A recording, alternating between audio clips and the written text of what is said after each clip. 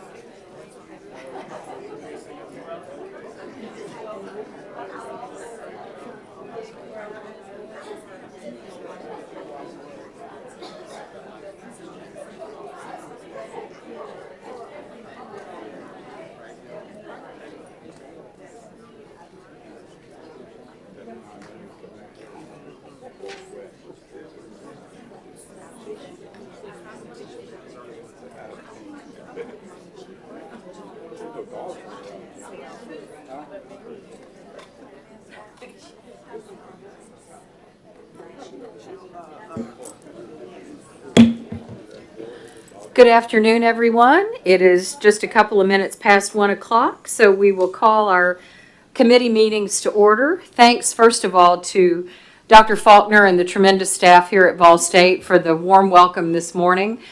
We've got one committee meeting under our belt. We have had a fabulous lunch. We've had a couple of tours, which we should have taken after lunch, to remain on our feet after those German chocolate brownies, which were incredible. We have seen some amazing programs and facilities here at this beautiful campus this morning, and once again, it is great to be back at Vol State. We also had with us earlier, and I think he'll join us tonight, THEC board member Jimmy Johnson, who is so beloved in this Gallatin community. He sat in on our Economic Development Committee meeting. Jimmy is an economic developer at heart and has been very active in that field for many years, so it was great to see him. And I saw Dr. Powers, Dr. Wade Powers, as I came in. I don't know if he's still in the room with us. There he is. Welcome, welcome. Former president here at Vol State, so it's great to have you with us as well, Dr. Powers. It's always a pleasure. With that, I have one piece of business to transact briefly before I turn the floor over to Chairman Duckett for the Finance Committee meeting. We are pleased and privileged to have with us today a new board member representing the at-large district for Middle Tennessee, and that is Mr. Mark Gill, who is sitting to my right there at the end of the table. Welcome, Mark. So, Mark has a very distinguished background in business and finance. He was with Rogers Capital Group for the bulk of his career. He worked closely with someone that Tom and I in particular knew very well, and I bet others at this table knew Joe M. Rogers. Joe was very politically active. He was a great statesman. He was really known around the country for his political activity, and he served this country as ambassador to France. So I can only imagine the stories that you had of running a portion of his companies for so many years. Mark Gill has also served on, at least a dozen, as I count these up, businesses on their boards. So again, just tremendous expertise. And most especially, as I mentioned at the initial committee meeting this morning, we're proud of the fact that he is from Putnam County and is a product of a former Board of Regents school, the great Tennessee Tech University. So with that, Mark, why don't I stop and let you tell us a little bit more about yourself? And again, welcome. Thank you, Emily. Actually, I think you've told more than I realized was on that resume. I don't know how much I can add to it. I did grow up in rural Putnam County, went to Tennessee Tech, married my high school sweetheart. We have 4 kids that are scattered all the way around the world, one of which graduated from the Crossville TCAT and in welding and has found a great job and great career for himself, which I'm very proud of. And I'm pleased to be part of this group and hopeful that I may come up to speed eventually and be able to contribute. But thank you all for your warm welcome, and especially to those who made the peach cobbler. Thank you very much. Very good, thank you. And thanks for sharing that with us about your son. So you are a true TBR family. I think that's great. Excellent, welcome, welcome. With that, Greg Duckett, why don't you take us into our Committee on Finance and Business Operations, please, sir? Thank you, Madam Chair. I'll be glad to do so. However, our flight got rerouted, which caused us to do a little tour up into Kentucky before we ended up coming back here. But what I really want to comment on, it caused us to miss lunch, but if everyone took note, one member commented on the brownies, which I love brownies personally. Another member commented on peach cobblers, which is my favorite dessert. And I got to miss lunch today. So we're off to a real good start. Madam Secretary, would you call the roll, please? Be glad to. Regent Burdine, Here. Chairman Duckett, Here. Regent Griscom, Here. Regent Hatch, Here. Regent Krause, Regent Prescott, Here. Regent Summons, Here. Regent White. Here. You have a quorum. Thank you. With a quorum, we'll officially call our meeting to order. We have 3 items on our agenda for today's meeting. The first item on the agenda is the review of the minutes from the April 23rd, May 22nd, and June 4th special called meeting of the Finance and Business Committee. Does anyone have any questions regarding this item? Hearing none, is there a motion to approve? Move for their approval. Is there a second? I'll second. Thank you. This requires a voice vote. All in favor signify by aye. Aye. Thank you. The second item on the agenda is the review and consideration of funding operations for the 2019-2020 fiscal year and approval of the finalized estimated budgets for the 2018-2019 fiscal year. Additionally, let me note for the members that we will consider the local government institutions budget as required under the Focus Act. At this time, I would like to ask Vice Chancellor Gibbs if he would come forth and summarize the recommendations on the estimated and proposed budgets for the system institutions and for the proposed local government institutions. Vice Chancellor Gibbs. Thank you, Mr. Chairman and members. Mr. Chairman, I hope you're not one of these people that get angry when you're hungry. So take it easy on me if you would, please. Today, we've got a couple action items, and you've already disposed of the first one. That was the approval of the minutes. So we'll be moving on into the funding of operations for fiscal year 18-19, the estimated budget, and the proposed budget for 19-20. As a reminder, the estimated budget is really the final approved budget for the current fiscal year that we're in. And it recognizes factors that have changed throughout the year, such as enrollment changes or changes in levels of grant activity and any other state budget actions that may have happened throughout the year. And this is the budget we use at the end of the fiscal year to compare actual expenditures against, determine whether the results were favorable or unfavorable for the year. So that budget will be before you for approval today. The next budget that you'll be looking at today will be our proposed budget. And with regard to the new fiscal year, approval of the proposed budget provides the system with budgetary operating authority for the new fiscal year that'll start July 1, 2019. The proposed budget does not recognize factors such as actual enrollment. Those obviously will be known in the fall. And again, changes in the levels of grant activity or other types of income that may come about during the year. And if you recall, we'll get a chance in October to revise the budget for those type things through our October budget revision process, and you all would take action on that then in December. So with regard to the budget, the first thing we'll do is we'll take a look at kind of an overview of where the money comes from and what it pays for. And this is in regard to the 1920 proposed budget.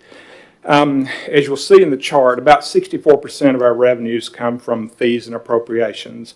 That is state appropriations, maintenance fees, tuition, mandatory and other incidental fees. And these funds are considered unrestricted funds, and they can be used to pay really for all of the expenses that it takes to operate our college, really in all functional areas, instruction, public service, academic support, student services, institutional support, plan ops, and then scholarships as well. And again, that accounts for about 64% of our operating revenues. 3% of our operating revenues, as you'll see, comes from sales and services and just other miscellaneous forms of revenue. And these include such things as service assessments. We see quite a bit of that at our TCATs, investment income, private gifts, and again, just other miscellaneous revenues. And these revenues also are unrestricted, so they can be used to fund the overall operations of our campuses. The next piece of the pie is the restricted funds. Danny, Yes. pardon me, before you move on, could you go back one? Sure. Would you share with us for the fees and appropriations, how much of that 64% comes from state appropriations? And then how much are for maintenance fees and mandatory fees, percentage-wise? I sure can. For the community college, the appropriations is about 32%. Okay. For the TCATs, the appropriations is around 41%. For the community colleges, the tuition and fees is 34%. And for the TCATs, 22%. Thank you. Okay.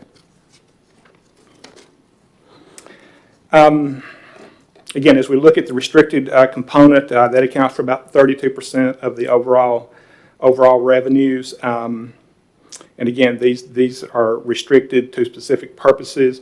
And these normally will come from federal or state grants, endowment income, and other gifts. And typically we see these used to finance instruction, scholarships, and other type public service type activities on our campuses. About 1% comes from auxiliary funds, and those are usually at our community colleges from bookstore operations or food services. And at our TCATs, we see most of that probably coming from our bookstore operations. And these funds are first used to pay any expenses associated with the auxiliary enterprise operations. And then if there's any profits beyond that, then they can be used to fund any of the other activities of our colleges. We expect these operations to at least operate on a break-even basis. Okay, on slide 7. Now we're going to take a look at a summary comparison with the information from both the budgets. The first column that you'll see is revenue information from our estimated 18-19 budget. And then you'll see the similar information for the 19-20 proposed budget and the differences in the percentage changes. And I really just want to kind of draw your attention to some of those that have larger percentage changes. State appropriation increased about 8%, and actually on my next slide I will go into detail and actually what makes that up. Other fees increased about 13%, and among those other fees, that's where we'll see our non-mandatory fees. If you recall, in our March board meeting, we approved a few new mandatory fees at some schools.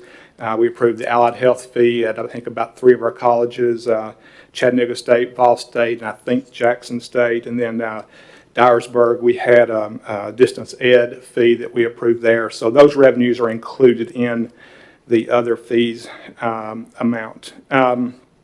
We had a decline in sales and service and other miscellaneous revenues of about 8%. Most of that was from a budgeted reduction in investment income across our campuses and some budgeted reduction in indirect cost activities, again, associated with federal or state grants. But overall, the change in revenue is about 2%, and that's really about in line with what it was last year as well. Okay, now here's where we will look at the state appropriations, and we'll kind of go through a reconciliation that will carry us from our estimated budget appropriations of $347 million down to our proposed budget appropriations of $376 million. The first item are some non-recurring appropriations that we received for various things, and if you recall, among those are funding for our mechatronics program. That was about $1 million, and then there was some other funding that we received related to other post-employment benefits, kind of related to retiree insurance. The largest number there, though, is the funding improvements of about $20 million, and that's the state appropriations that our campuses have received from the outcomes-based funding formula adjustments. And of the $20 million, about $17 million of it went to our community colleges, and about $3 million of it was allocated to our TCATs. $426,000 for the governor's correctional education investment program. About 2% came to the system office to fund our portion of the state salary policy. And then there were some other initiatives. If you'll recall, the board received about $2.4 million to support administrative cost, and if you'll recall, our budgets, our funding was reduced as part of the Focus Act, and this was to help offset part of that. Received $2 million for the safety and security grant. This is the third year that we've received $2 million, the third and final year of the first round of funding for that. The next slide, we will look at the revenue sources by sector. And Regent Grissom, this goes to your question. Here we'll see in the charts the allocation among the different types of revenues. Again, about 30%, 31% or so of the funding comes from the restricted funds, and then appropriations and tuition fees make up the remainder portion for both of our schools.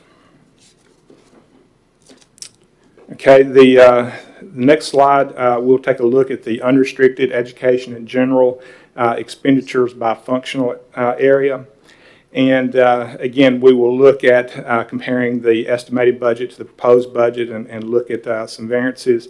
Really, I think the two I want to kind of look at is the academic support and student services. Those increased about 8% and 6%. And I just think that, shows that our campuses really are continuing to invest in those student support services, those student success initiatives that's needed really to help move us forward with our Drive to 55 goals. So I think we're seeing that the campuses are still investing in those areas. And if you look at our overall unrestricted education in general growth, we grew by about 4%, and that's about in line with what our revenues grew in unrestricted E and G as well. The transfers declined 62%, and I've got a slide, a couple slides that we'll take a look and analyze that just a little bit in just a second. On slide 11, it's the same unrestricted educational and general expenditures. This time we're reflecting them by natural classification. And you can see, for example, the salary line item increased by about 6%.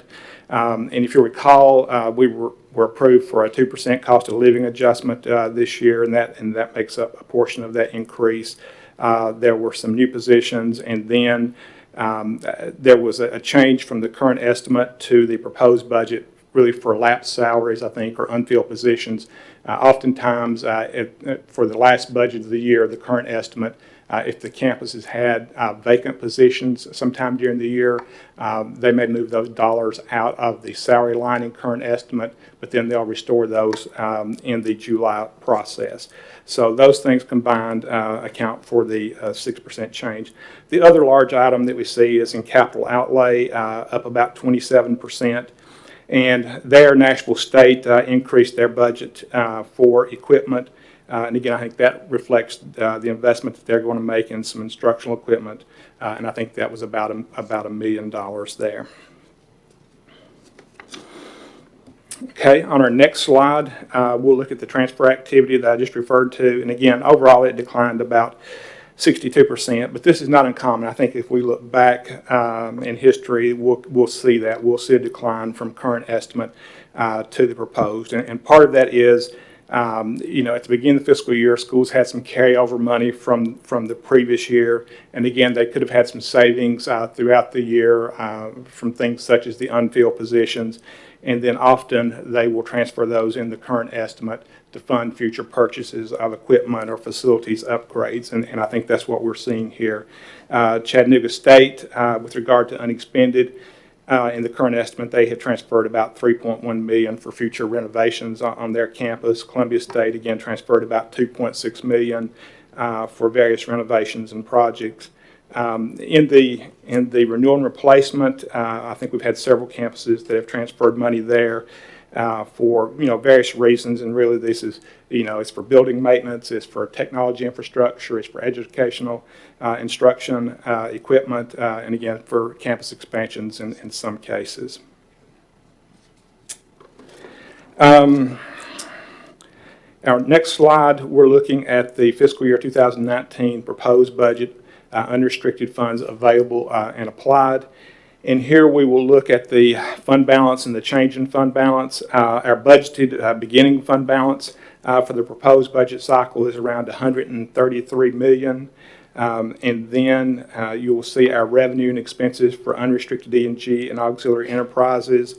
And the net of those will result in about a $3.8 million increase in overall fund balance for the end of the period for our July budget. And that's about a 2.5% growth there.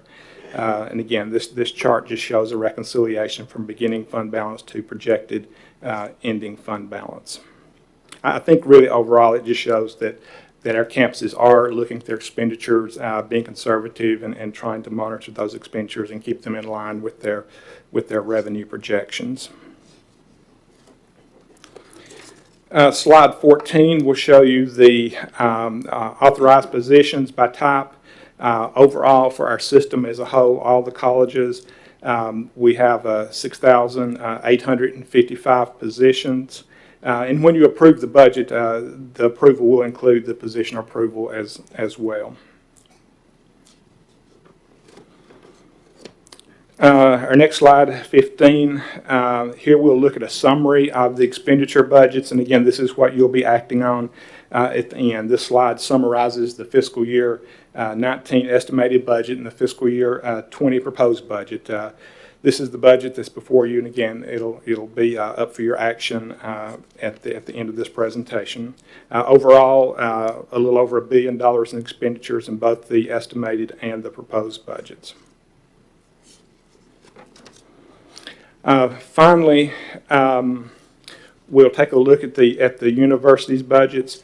In order to ensure the ability of the universities to satisfy both contractual obligations to the Tennessee State School Bond Authority and obligations to that authority's bondholders, the Board of Regents shall have authority over the budgets and to give final approval to the operating budgets of each of the locally governed universities.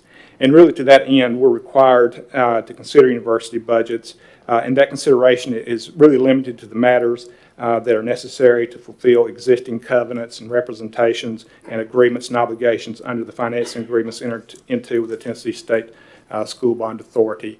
Again, the way those bonds are issued, they're issued for a system as a whole. They'll get better rates, and as a result, we have still some responsibility to review the university's budgets with regard to their ability to pay back their obligations.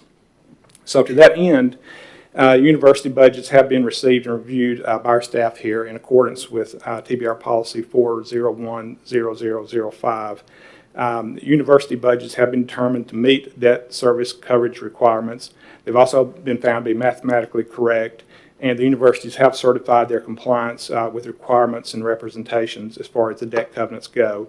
And the university's budgets at this time are recommended for approval in compliance with the above TBR policy. So, Mr. Chairman, that concludes our presentation regarding the estimated budget and proposed budget for the College System of Tennessee and the locally governed institutions. And with that, staff recommends approval. Thank you for that presentation, Vice Chancellor Gibbs. At this time, I would ask members, does anyone have any questions regarding the presentation that was just presented?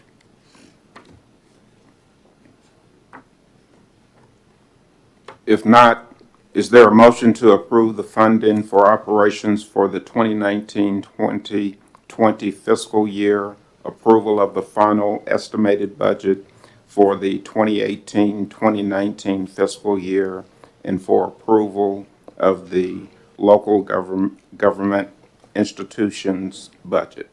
So moved. Thank you, Regent Hatch. Is there a second? Second. Thank you, Regent Prescott. Correct. This item requires a roll call. Madam Secretary, would you please call the roll? Thank you. Regent Burdine, Aye. Chairman Duckett, Aye. Regent Griscom, Aye. Regent Hatch, Aye. Regent Prescott, Aye. Regent Summons, Aye. Regent White. Aye. Motion carries unanimously. Thank you. The final item is the review and consideration of the capital budget recommendations for 2020-2021 fiscal year. At this time, I would like to call on Executive Director Dick Tracy to review the capital budget recommendations. Thank you, Chairman Duckett, members of the committee. For your consideration, I present the staff recommendation for the 2020-21 Tennessee Board of Regents capital budget request. Please direct your attention to the screens and the materials been provided, titled "The Summary of the Capital Budget Request for 2020-21." There are three classifications of projects in the recommendations. The first is capital outlay, the second capital maintenance, and the third are disclosures that are in the budget that are funded by non-state appropriations. These are in accordance with the guidelines of TEC and the administration for capital budget requests. The capital outlay projects have been reviewed by the TBR Central Office utilizing the TEC prioritization criteria. There are 5 criteria that the TEC evaluates with. Those are the state goals and the Drive to 55, the campus master plan, strategic plan, project description, and the impact on the campus, TEC space needs, and the external funding, which would score 100 points. We are recommending funding 5 outlay projects for the 2020-2021 as shown on booklet page 5, and these are in accordance with TEC's instructions.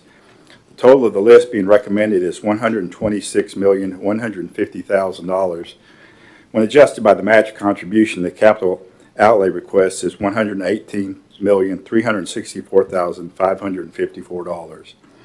And capital outlay funding is very critical to the quality of our institutions. Over the past 5 years, we've received an annual average funding of approximately $56.5 million, including special appropriations. The 5 projects that are being recommended are, first, the Columbia State Williamson County Teaching Technology Building, and this is the building, the 4th building at the new campus in Williamson County. The second project is the TCAT Chattanooga, and this is the new advanced manufacturing building at the main campus. The third, for Nashville State, is an addition at Clarksville, which would build another building to allow them to expand programs in Clarksville. The fourth project is for Volunteer State.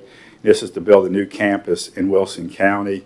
And the fifth project is a project that consists of TCAT programs and programs for Columbia State at the Columbia State main campus. This would be a Center for Health Sciences and Industrial Technologies.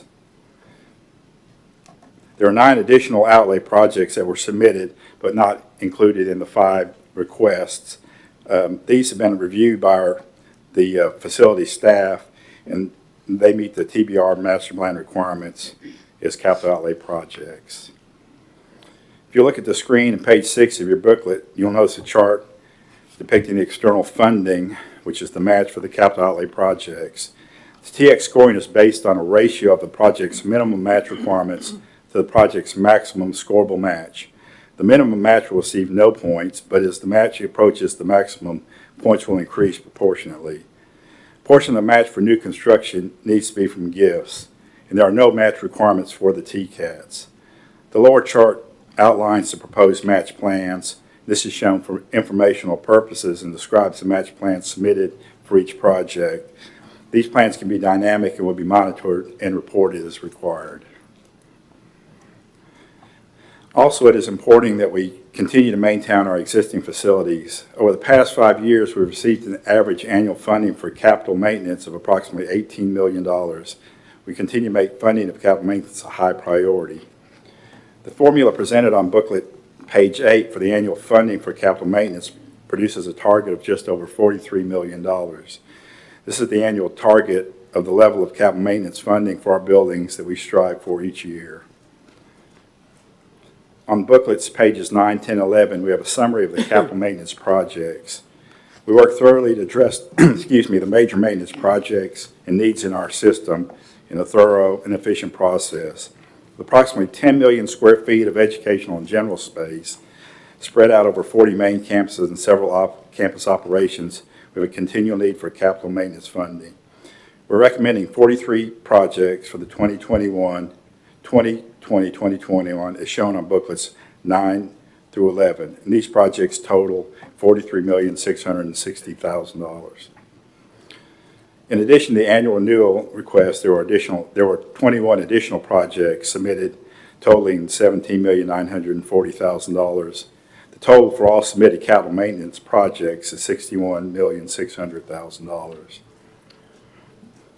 And then page 11 lists projects. The campuses are disclosed and be funded from other funding sources.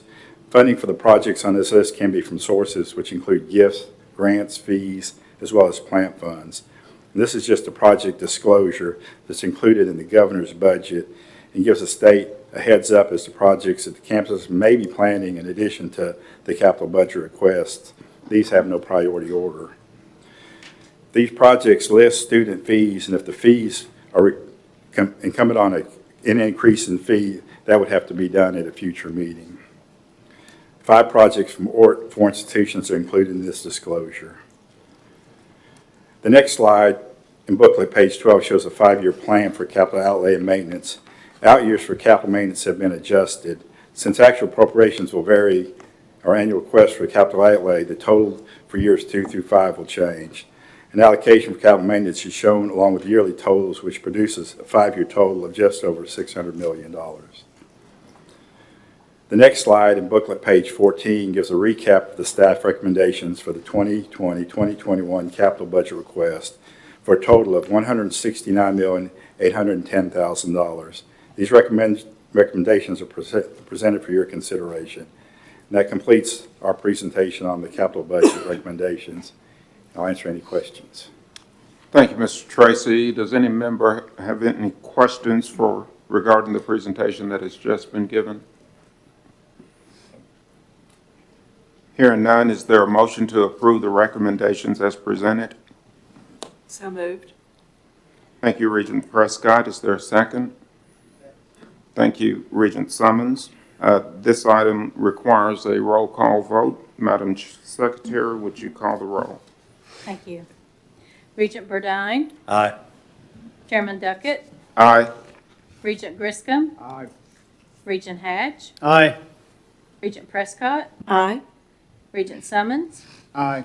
Regent White. Aye. Motion carries unanimously. Thank you. Thank you.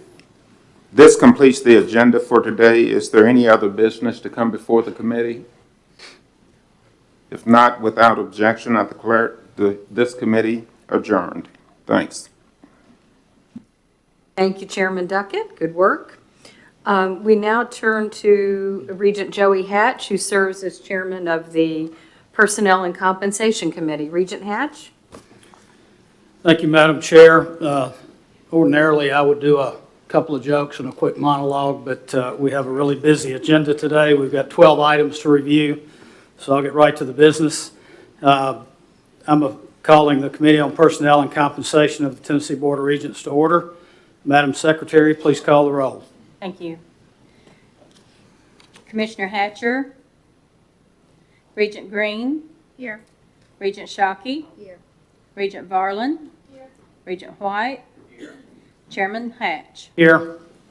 We have a quorum.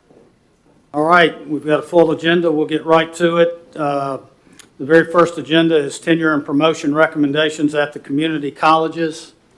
Calling on Vice Chancellor Randy Schulte to discuss these recommended proposals.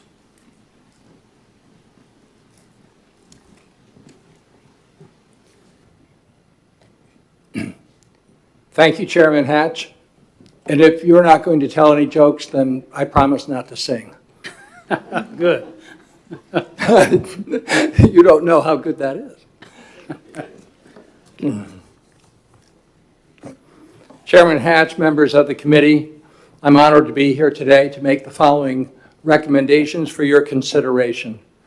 The first item is that the community colleges request approval to grant tenure to 58 faculty members. Additionally, the community colleges request approval to grant promotions to 185 faculty members. The community college presidents have submitted these recommendations with supporting materials and have certified that approved campus policies and procedures were followed in each case. The TBR staff review indicates that the institutions have been consistent in their application of board and institutional personnel policies pertinent to these decisions. Are there any questions? All right, is there a motion for approval? So moved. Thank you, thank you. This action requires a voice vote. All those in favor, say aye. Aye. Any opposed? All right, thank you. Next item on the agenda is tenure and promotion recommendations for the Tennessee Colleges of Applied Technology. Again, back to Vice Chancellor Schulte. Thank you. The Tennessee Colleges for Applied Technology request approval to grant tenure to 2 faculty members. Additionally, the TCAT requests approval to grant promotion to 57 faculty members. The recommendations and supporting documents were submitted by the TCAP presidents and were certified by them as having been processed through the approved institutional procedures. They have been reviewed by the board staff and are endorsed for favorable consideration by the Personnel Committee. Thank you. Are there any questions? Is a call for a motion? Second? Thank you. This requires a voice vote. All those in favor, please say aye. Aye. Any opposed? All right. Next item, item 3A. Again, back to you, Vice Chancellor Schulte. Thank you. The following proposed policy revision is to Policy 502-0230, Faculty Promotion at Community Colleges. We ask the committee to consider the proposed revisions to this policy. The policy was reviewed for necessary updates to reflect the restructuring of the TBR due to the Focus Acts.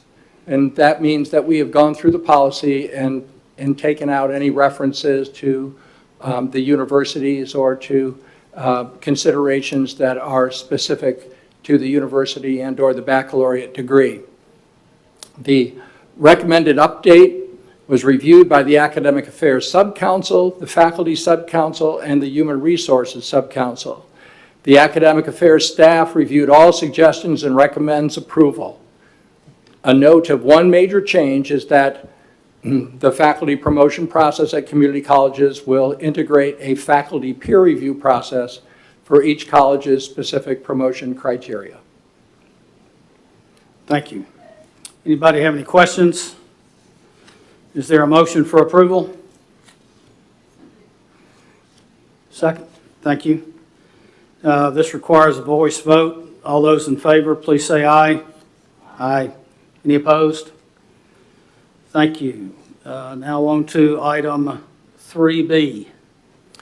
Yes, Chairman Hatch, this policy, 5020370, is being requested to be withheld from consideration by the committee at this point in time. The process that we go through, as we mentioned, is a review by the faculty subcouncil, the academic affairs subcouncil, the human resources advisory group, and the president's council.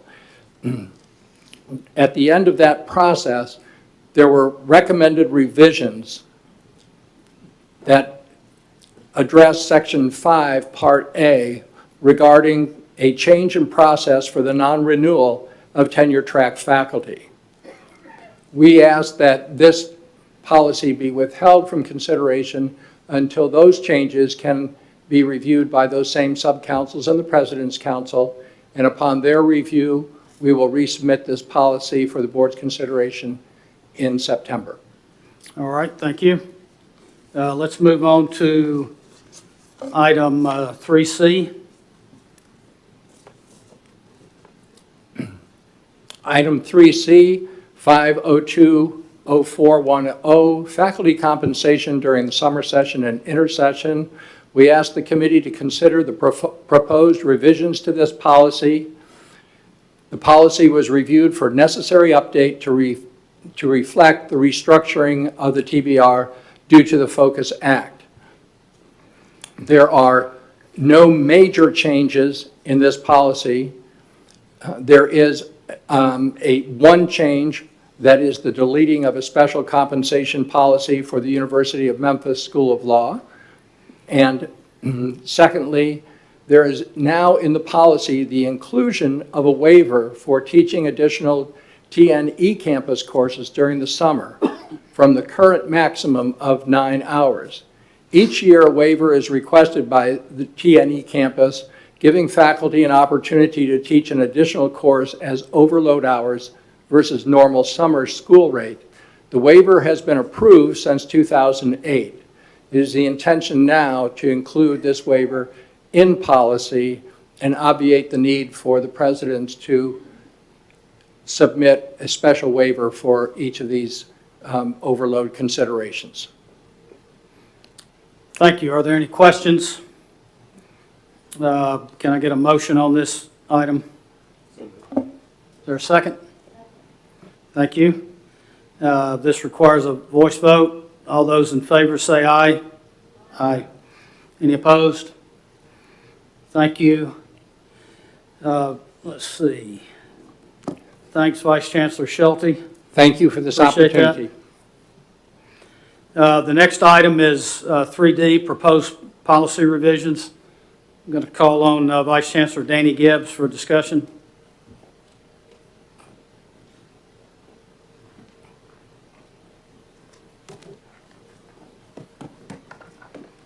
Thank you, Mr. Chairman and members. Before you are recommended changes to the general personnel policy 5010000, and I think you should have a corrected copy at your table. There was an omission in our original mail out. There are basically two things that we're doing with the policy. First, we're eliminating the TBR guideline P050, part-time faculty compensation in its current form, and we're incorporating that part of the guideline as part of the general personnel policy. Next, we're updating the maximum compensation rates for adjuncts that were part of the guideline, and they're now being incorporated into the policy. The adjunct rates in the policy have not been updated since 1998, so we're taking this opportunity to get those updated.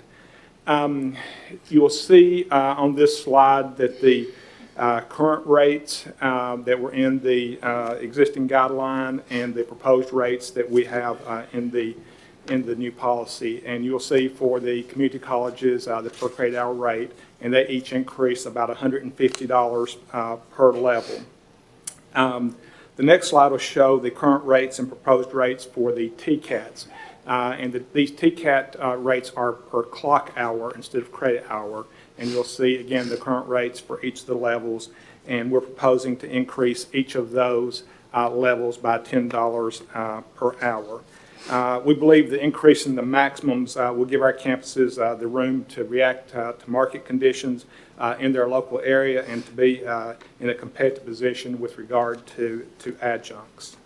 With that, Mr. Chairman, staff recommends approval of the proposed revisions to the General Personnel Policy 5010000. Thank you. Are there any questions?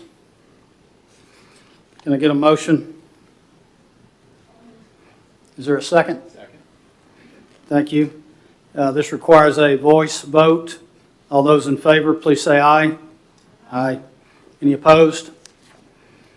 Thank you. Next item, review and approval of faculty promotional increases. Vice Chancellor Gibbs. Thank you. Before you now, for your consideration, are the salary increases that go along with the faculty promotions that were just presented to you by Dr. Schulte. You should have the details of those increases in the materials that were provided to you. In summary, for the community colleges, the increases totaled $466,372 for the 185 promotions. And for the TCATS, increases totaled $240,747 for their 54 promotions. TBR staff have verified the proposed ranks of the individuals submitted for promotions by the institutions and ensured that a corresponding increase for those that were eligible. Mr. Chairman, TBR staff recommends approval of the promotional increases for the 185 community college faculty and the 57 TCAP faculty. Thank you. Are there any questions? Can I get a motion? Is there a second?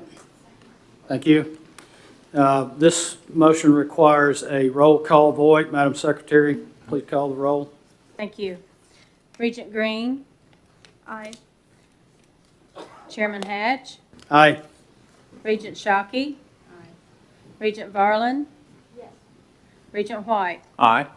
Motion passes unanimously. Thank you.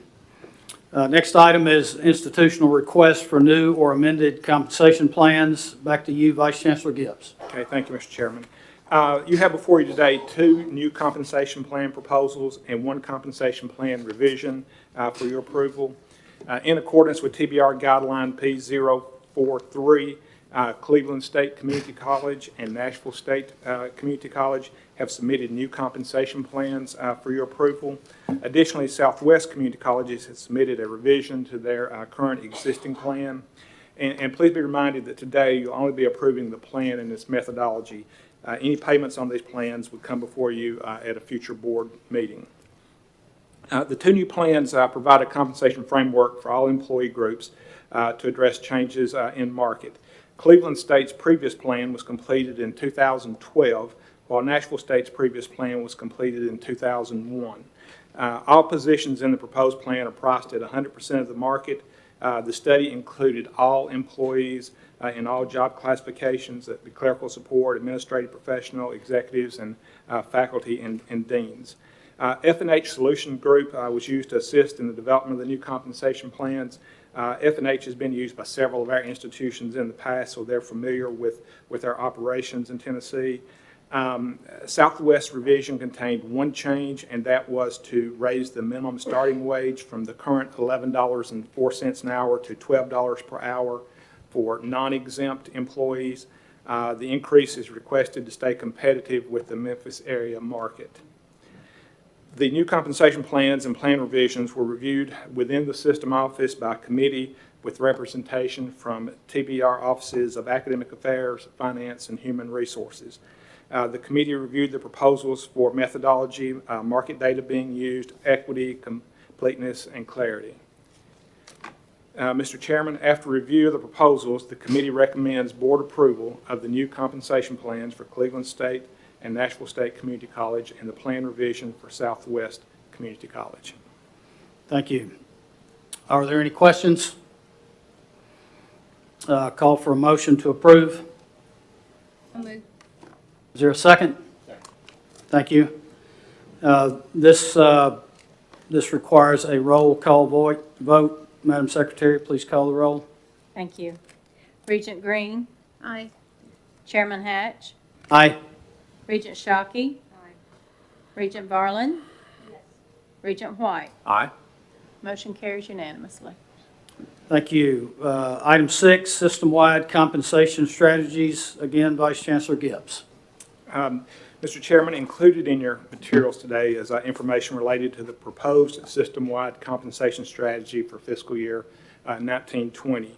The proposal attempts to provide some level of both consistency and flexibility while yet providing a framework for institutions to address their collective compensation issues on their campuses. Highlights of the recommended system-wide compensation strategy include a salary pool would be created of 2% of salaries for all regular, full-time, and part-time benefit-eligible employees, both restricted and unrestricted, on the payroll as of June 30th, 2019. This salary pool would be used for the following purposes. The mandatory cost of living adjustment of 1% would be provided for all regular, full-time, and part-time benefit-eligible employees, restricted and unrestricted, effective July 1, 2019. Subject to institutional request and board approval, the remaining 1% salary pool may be used for the following purposes. A supplemental cost of living adjustment of up to 1%, or compensation plan improvements and adjustments, or faculty promotions, or some combination thereof. Additionally, for those institutions that have additional institutional funding capacity, locally funded compensation adjustments would be considered. For those adjustments, institutions will be authorized to recommend salary adjustments consistent with those mentioned in the previous slide. Proposal for those additional salary adjustments will be presented to you at the December board meeting. Institutions proposing increases using institutional funds will designate an effective date for those increases within the fiscal year. Additionally, the recommended system-wide compensation strategy includes a one-time payment option. Institutions will be authorized to use non-recurring local funds to provide one-time payments of up to $1,000 to all regular, full-time, and part-time employees on the payroll as of September 30th, 2019, and still in active payroll status at the time of payment. Institutions will be asked to submit a proposal to the Chancellor in October. With the adoption of the proposed system-wide compensation strategy, the board authorizes the Chancellor to approve the one-time payment request if the requests meet the requirements outlined in the approved system-wide compensation strategy and if the institution can financially afford the payment. Institutions will indicate when they wish to make the one-time payment. So to kind of summarize again, with regard to the process, from the 2% state salary pool, a payment of a 1% cost of living adjustment will be made effective July 1, 2019, then a combination of payment of a supplemental cost of living adjustment, payment toward institutional compensation plans, or payment of faculty promotions may be requested and made from the remaining 1% of the state salary pool effective July 1, 2019. And then regarding locally funded requests above and beyond the 2% salary pool, institutions may submit proposals to the staff in October. Board staff will review, clarify, and summarize those proposals for you. Institutional proposals related to salary plan payments will be submitted to the committee and board for consideration during the December board meeting, and institutional proposals related to the one-time payment will be reviewed and approved by the Chancellor. The slide before you now shows the school's plans and requests for the 2% state salary pool. All schools, with the exception of Chattanooga State, TCAT Chattanooga, and Northeast, are using the full 2% salary pool for cost of living adjustments. These schools are using Chattanooga State, TCAT Chattanooga, and Northeast are paying respectively 1.5% cost of living adjustment at Chattanooga State, 1.7% at TCAT Chattanooga, and 1.5% at Northeast State. These schools are using the remaining pool dollars for compensation plan adjustments and faculty promotions. With that, Mr. Chairman, staff recommends the approval of the system-wide compensation strategy as presented, including approval of the system-wide 1% cost of living adjustment effective July 1, approval of the supplemental cost of living adjustment of up to an additional 1% for those institutions that have requested such action, and approval of payments toward institutional compensation plans and/or faculty promotions for those institutions that requested that action, with everything being effective July 1, 2019. Additionally, you'll be authorizing institutions to submit requests in October for uses of local funds for compensation purposes consistent with the guidance outlined in the board transmittal. Thank you. Is there any discussion or questions? Call for a motion to approve. Thank you. Second? Thank you. The action is a roll call vote. Madam Secretary, please call the roll. Regent Green, Aye. Chairman Hatch, Aye. Regent Shockey, Regent Varlin, Regent White. Aye. Motion carries unanimously. Thank you. Next item, item 7, executive incentive compensation payments. Vice Chancellor Gibbs. Okay, thank you, Mr. Chairman. As you may recall, the current executive performance incentive plan was approved by the board in June of 2013. In the current compensation plan, the salaries of the chancellor and institutional leaders are set at 90% of the market average for comparable positions.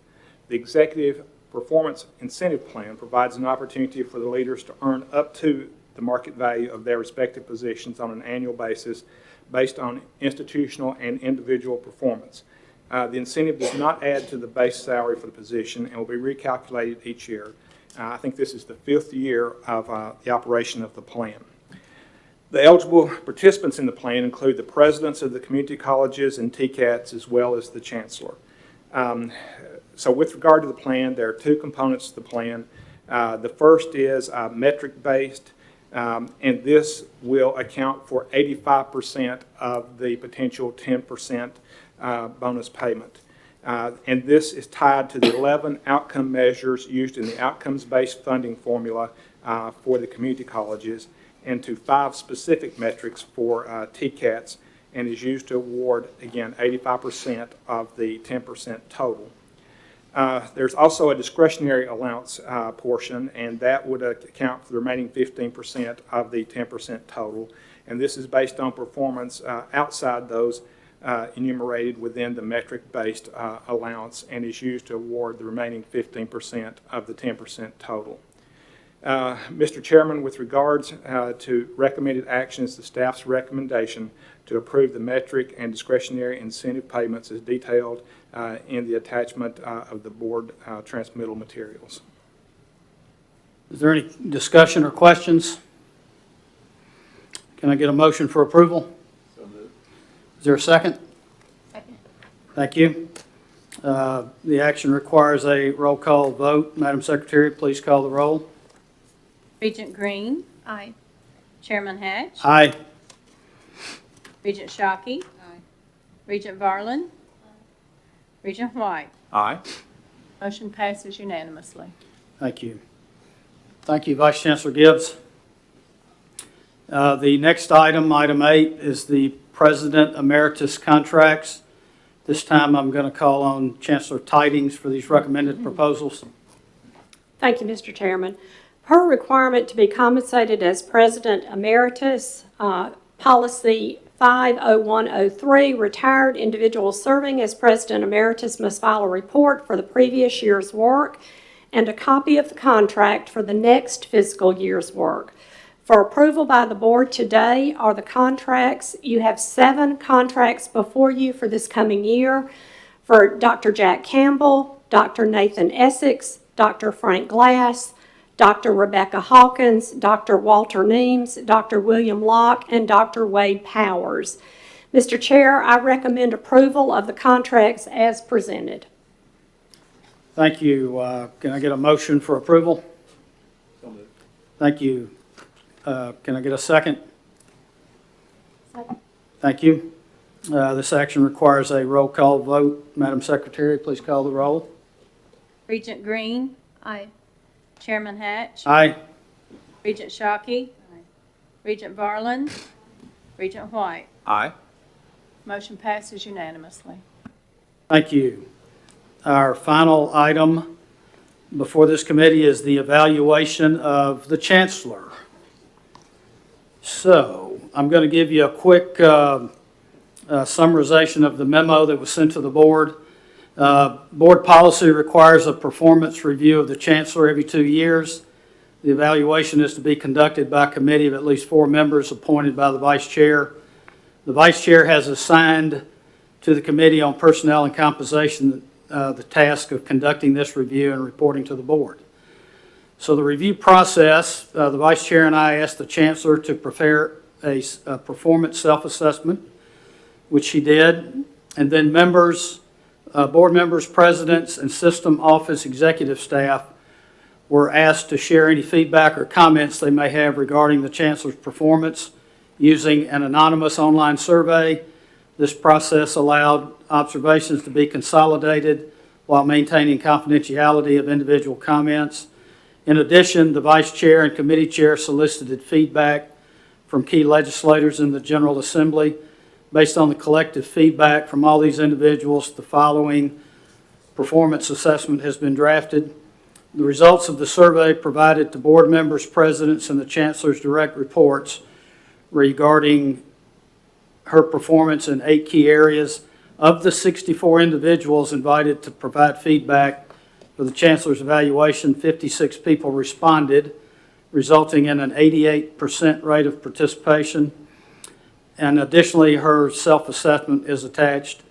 The positive ratings and comments provided a careful review of the chancellor's self-assessment as well as the quality and quantity of her accomplishments indicate a high degree of satisfaction in her abilities and support for her leadership from a broad spectrum of constituencies. In summary, I find that Chancellor Tiding's overall performance exceeds requirements for this period, and she is deserving of high praise. Now, is there any discussion from any board members? All right, as chair, I'm making a motion to recommend an overall evaluation rating for Chancellor Tidings of exceeded expectations. Can I get a second? Thank you. The action on this motion is a voice vote. All those in favor say aye. Aye. Any opposed? Thank you. If there is no further business to come before the committee, may I have a motion to adjourn? A second? Thank you. The Committee on Personnel and Compensation for the Tennessee Board of Regents stands adjourned. Thank you, Chairman Hatch. You dispensed with a whole lot of work in about 20 to 25 minutes there, so that was impressive. I do just want to say for everyone here with us today, obviously, there's a great deal of work that goes behind this. The board reviewed virtually all of these items when we were together on June 4th. Vice Chancellor Gibbs does a great job calling members of the Personnel Committee, so they've got a grounding in everything that's coming before us. So there's been a high level of conversation going into this. And for a second there, I thought it was you seconding the Chancellor's evaluation. That was not me. Okay. It was Danny. I just heard this voice. I'm like, was that Flora? I don't. But well done. It's been a good 2 years. Very well done. So with that, thanks to everybody. Again, a lot of work went into all of those items, and we are grateful. Regent Prescott, with that, as chairman of our Academic Policies and Programs Committee, I will let you take it away. Thank you, Madam Vice Chair. So I'd like to call to order the Committee on Academic Policies and Programs and Student Life. Madam Secretary, could you call the roll? Be glad to. Regent Duckett. Here. Regent Krause. Chairman Prescott. Here. Regent Roman. Here. Commissioner Schwinn. Regent Summons. Oh, here. Regent Varlin. She's here. She's on a break. Okay. Regent White. Here. You have a quorum. Thank you. So the first item on our agenda is the proposed new technical program implementations, modifications, and terminations for TCATs. And I'd like to call Vice Chancellor Randy Schulte for that. And Vice Chancellor Schulte, as you're coming to the mic, I don't think this is a secret anymore, and I know that the Chancellor will have comments either today or tomorrow or some other time, but I just I understand that you're going to be retiring soon, and just want to thank you for everything that you've done, your hard work, and the professionalism with which you executed. Just Thank you very much. wish you the very best. Thank you. It's an honor to serve the Tennessee Board of Regents and the people of Tennessee, and it's been a dynamic and wonderful career, and you never know what's going to come next. You never know. You could be a So- singer, right? And that's right. That's right. Oh, All very right, you good. go ahead. And what's coming next is always happening out of our TCAT. So There you go. I'm very, very excited about announcing to you these 25 new program proposals for your review and approval. These proposals will allow the technical colleges to be more responsive to the needs of students, businesses, and industries. And the proposals are as follows. We'll take kind of a geographic tour of the state here. In Chattanooga, new programs in building construction technology and drone technology. Did we ever think we'd live to see that day come? So just very exciting. And two programs at the Ray County Industrial Park, Industrial Electricity Program, and Industrial Maintenance Mechatronics Program. Madam Chair, may I ask a quick question? Like on the two programs at Ray County, there are some that say pending THEC approval on the site, and I think that's true for a couple of the high schools as well. Tell me exactly what that process involves, and does it fall fairly closely on the heels of our approval? Yes, and it's in process at this time. So when these new proposals are submitted, we go through our process, we submit them to THEC, they go through their process. We work very closely with their personnel, and they're very responsive. But we don't anticipate that there will be any objection to these. We've had no feedback to that effect, but we work very closely with the THEC personnel, and we look forward to their endorsement. And I think Regent Griscom. May I ask one? Is that okay? Sure. Thank you. Randy, as we look at these, are we tracking these that in the new programs that are better aligned or more aligned with the workforce needs that are being identified in the areas? I mean, I know a lot about the Chattanooga area since I live there, but do we collect that data so we're able to show back and that we are being responsive to changes in the workforce? And number two, do we also track that we're looking at these programs and how they're integrated with local school systems so that we are looking at programs that can, that can carry into high schools and just, I think that data is helpful. I think it will be helpful not only with THEC but with the administration so they can see that we are aligning the programs and the new programs in particular with that type of approach. Thank you. Yeah, very good. And the answer to the two questions are yes and yes. So each program in the TCAT system has an advisory committee that's made up of representatives from that industry that's being served.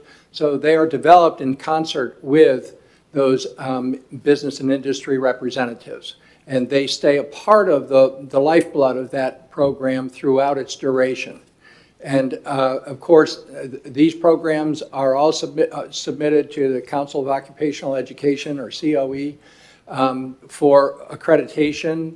And again, the completion rate and the placement rate or licensure rate, depending upon the program, are also tracked on a regular basis, and the results of which we will present just in a few moments in our accreditation and quality assurance report.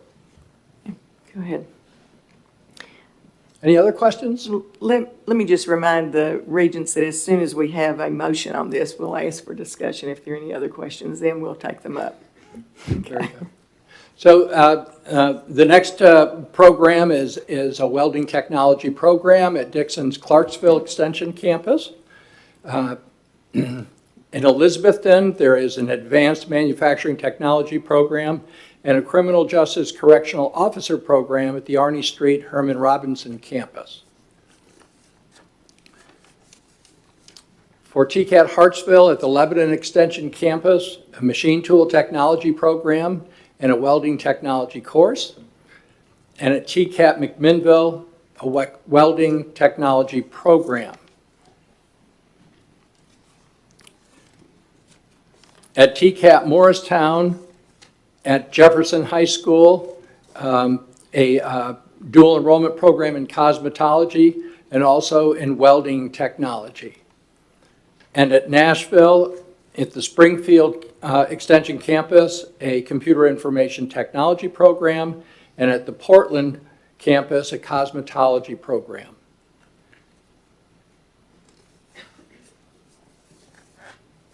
At TCAT Paris, a new program in barbering, and at TCAT Ripley, a new program in health information management technology.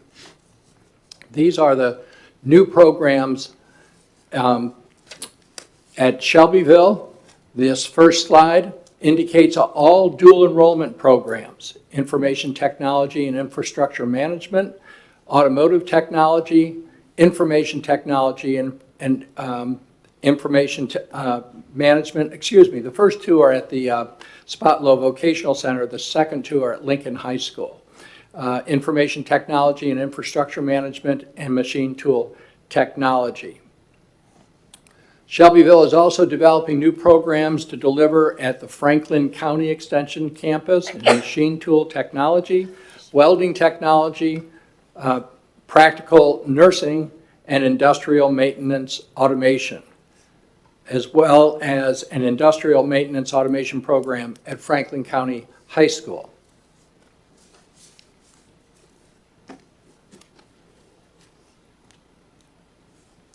In addition to these new programs, there are program modifications that are approved by the Vice Chancellor for Academic Affairs as per Policy 201-0200.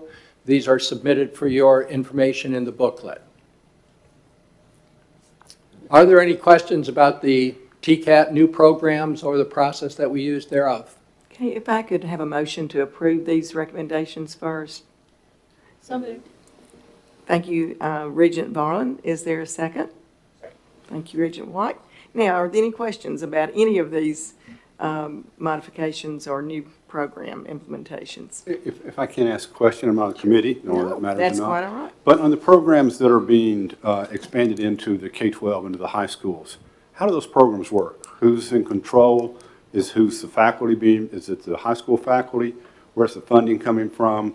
Just tell me how that works, if you don't mind. Sure.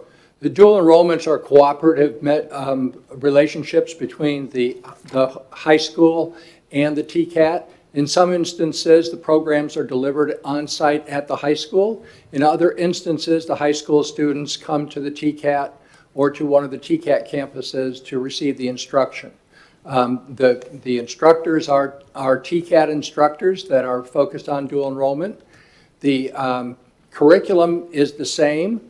The number of hours that a dual enrollment student may devote to a program varies with regards to that high school's schedule and the allotment of hours for this. So they often cannot complete a program of 1,296 clock hours, for example, while they're in high school, but they can get a leg up and be well prepared to complete that program after graduation.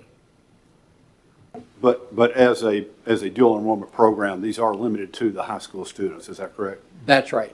There are instances where the dual enrollment students participate with regular students. That is, they're not excluded from that. There are times when there's a mixed population in a dual enrollment program. And you also ask, I'm sorry that I forgot this question about the funding for those. The TCAT students do qualify for dual enrollment grants and aid that similar to the community college students have the same opportunity. All right, are there any other questions or any discussion? Hearing none, this requires a voice vote, so all in favor of these recommendations, please say aye.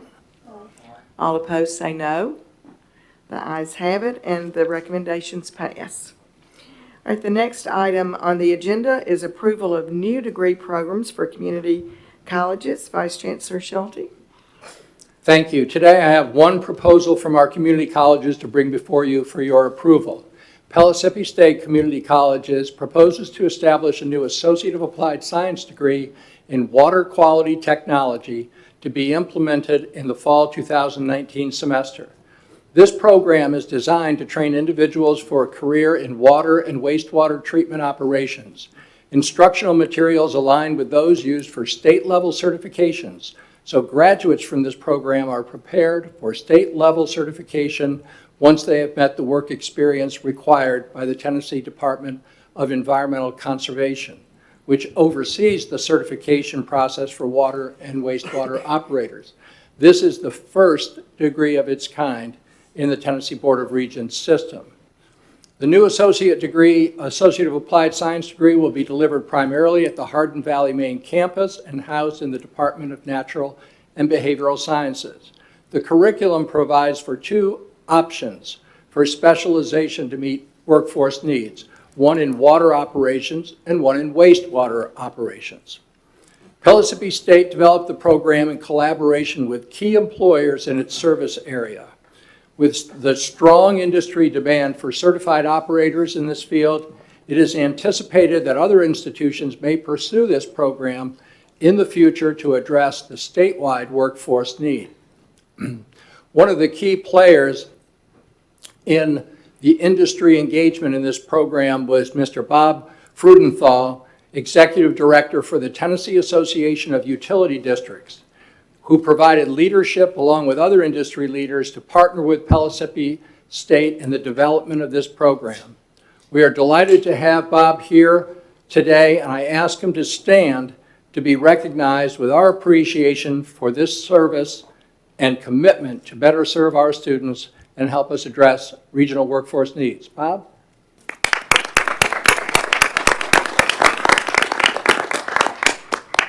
And Bob makes his home very close to Volunteer States campus, and he wanted to express his thanks for scheduling the meeting here today. So, but we were really impressed on a site visit that Dr. Treva Berryman and I took to Knoxville on the 1st of May. Bob was there with 14 other members of the utility industry. The agenda included discussions with faculty, a tour of facilities, and the institution's administration presentations. The program has strong support from the local workforce, and the need is clearly demonstrated.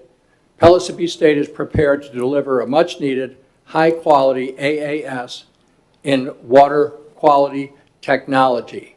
And I'd like to also add that Pellissippi State developed this program through the benefit of an award from the National Science Foundation's Advanced Technological Education, or ATE grant of $196,000. Wow. This grant has supported the curriculum development, professional development of college faculty, and will cover the cost of the program for the first 2 years, after which the program anticipates to be self-sustaining from student fees and tuition.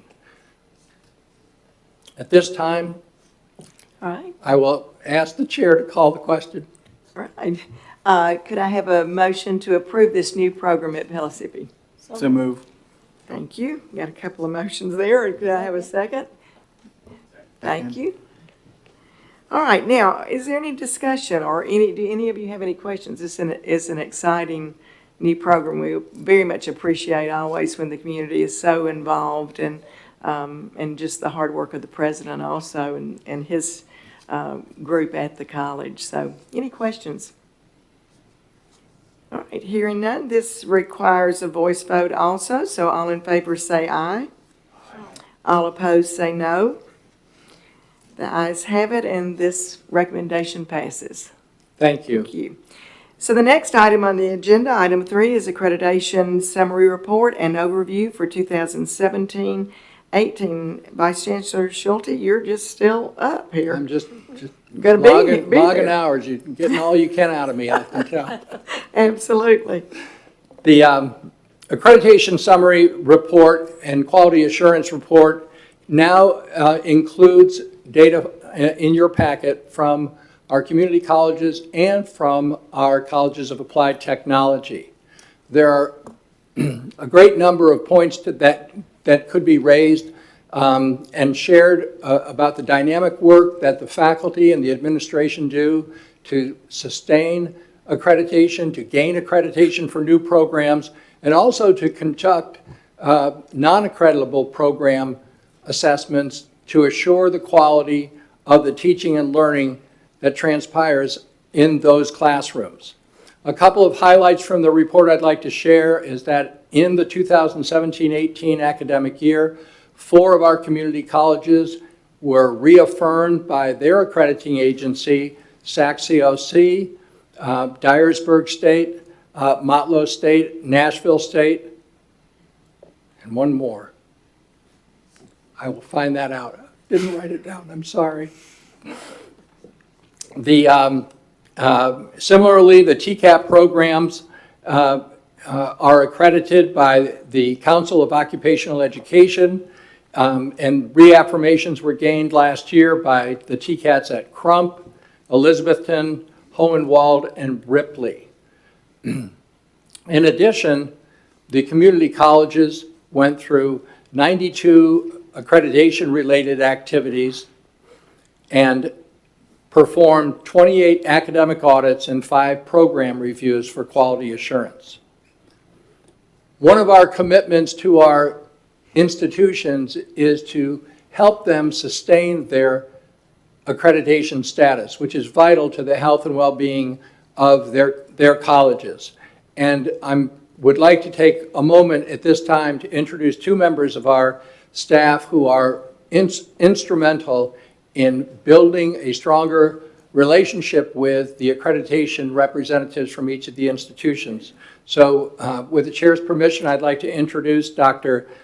Amy Moreland from our Office of Policy Strategy and Research, and Dr. Tashaka Hollins, Assistant Vice Chancellor for Academic Affairs, to speak a little bit about our accreditation liaison initiative. Thank you. Good afternoon. While we were on this topic of accreditation, as Dr. Schulte mentioned, we wanted to provide a quick informational update about some work we are doing to support the campus's institutional level accreditation, and in particular, the work of each college's accreditation liaison. As you know, each community college president selects a member of their staff to serve as the liaison to SACS-COC. Over the last year, there have been a lot of new people moving into those roles at the community colleges, people who are either new to those roles at their college or new to our system entirely. And so earlier this year, some of those SACS-COC liaisons reached out to the system office to ask about where they could find resources that would help them in that important work, as well as how they could connect better with each other when they have questions. And so we began to address those needs by convening the SACS-COC liaisons for a call to talk about how we could help them and how we could better connect them with each other. We followed up on that with a survey of the liaisons to identify specific areas of need that we could address. Based on the results of that survey, we learned 2 really important things. The first was that this is ultimately an institutional endeavor, but at the same time, there may be things that we can do as a system to help. So based on the results of that survey, we have developed an online tool that we are hoping to roll out later this year, where SACS-COC liaisons could access examples of TBR policies in action, many of which will include board actions. It will also allow them to access other accreditation resources and will include a forum for those liaisons to interact with each other. As part of this process, several of the more experienced liaisons have also agreed to serve as mentors to some of the new liaisons. And so our role in this is providing that information, which TBR has always provided in the past, but now providing it in a centrally located place where they also have the opportunity to ask questions of each other and of us. Several of our neighboring states in their systems have developed similar tools that are serving as a model in this work, but ultimately this is something that has to be tailored for the needs of our community colleges. And so we are engaging in that work with their feedback and support along the way, all with the goal of helping them complete their accreditation requirements, connect better with each other, and align what we're doing with their accreditation work. While all that has been going on the community college side, Dr. Tashaka Hollins has also been thinking about the same questions on the TCAT side. So I'm going to turn things over to her and let her describe that work to you, and then happy to answer any questions about this work.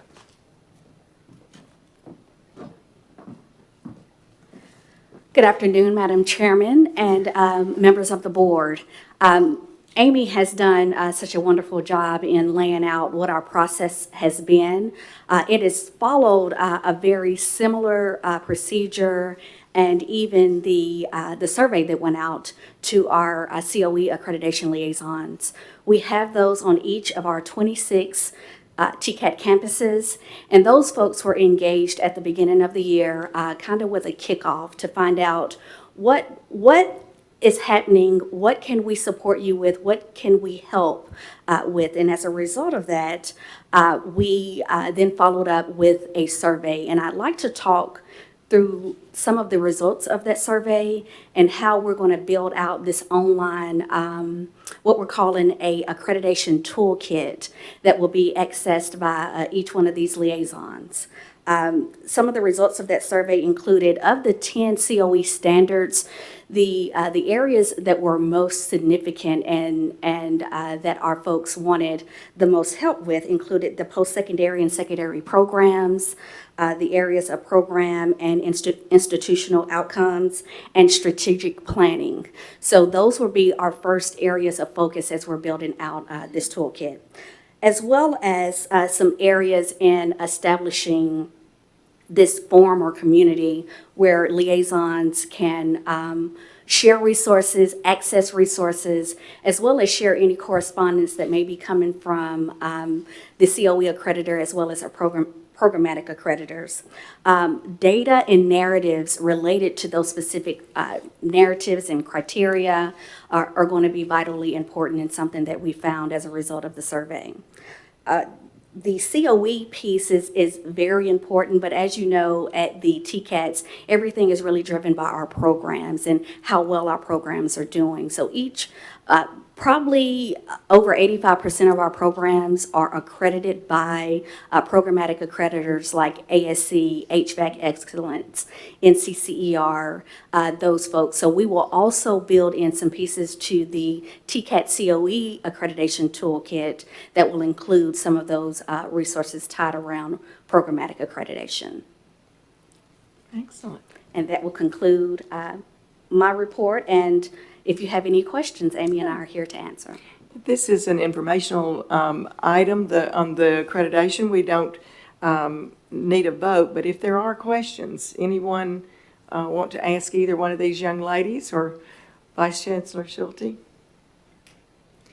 I'd just like to congratulate you on embarking on this. I think these are the kinds of support activities that our office should be doing, and I also congratulate you for getting the feedback ahead of time on the kinds of things that the schools need. I think it's excellent.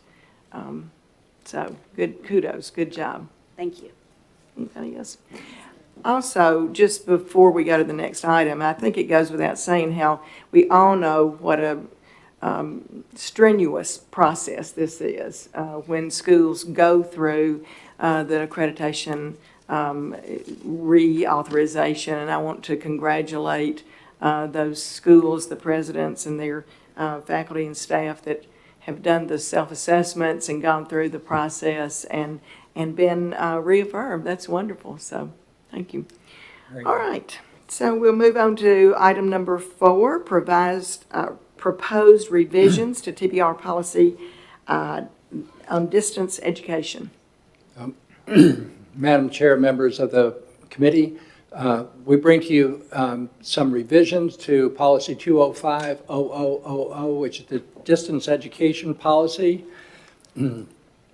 We have reviewed this policy and corrected any errors or additional information that may have changed in terms of the Focus Act with references to any governance over universities or baccalaureate degrees, but it does include our dynamic with the TNE campus, and of course that continues to be a partnership with our public universities. The policy now also incorporates the former guidelines A070, which was on distance education, and A075, which was on intellectual property. It has been the work of the staff for the last year, and continues to be the work of the staff at the TBR office to integrate the guidelines that were established into policy, so that we will ultimately have no guidelines, but those provisions of the guidelines will be incorporated into policy and procedure. So that was done as well, and otherwise there were no significant changes to this policy.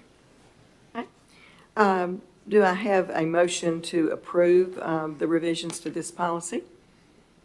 So moved. Thank you, Regent Barlin. Is there a second?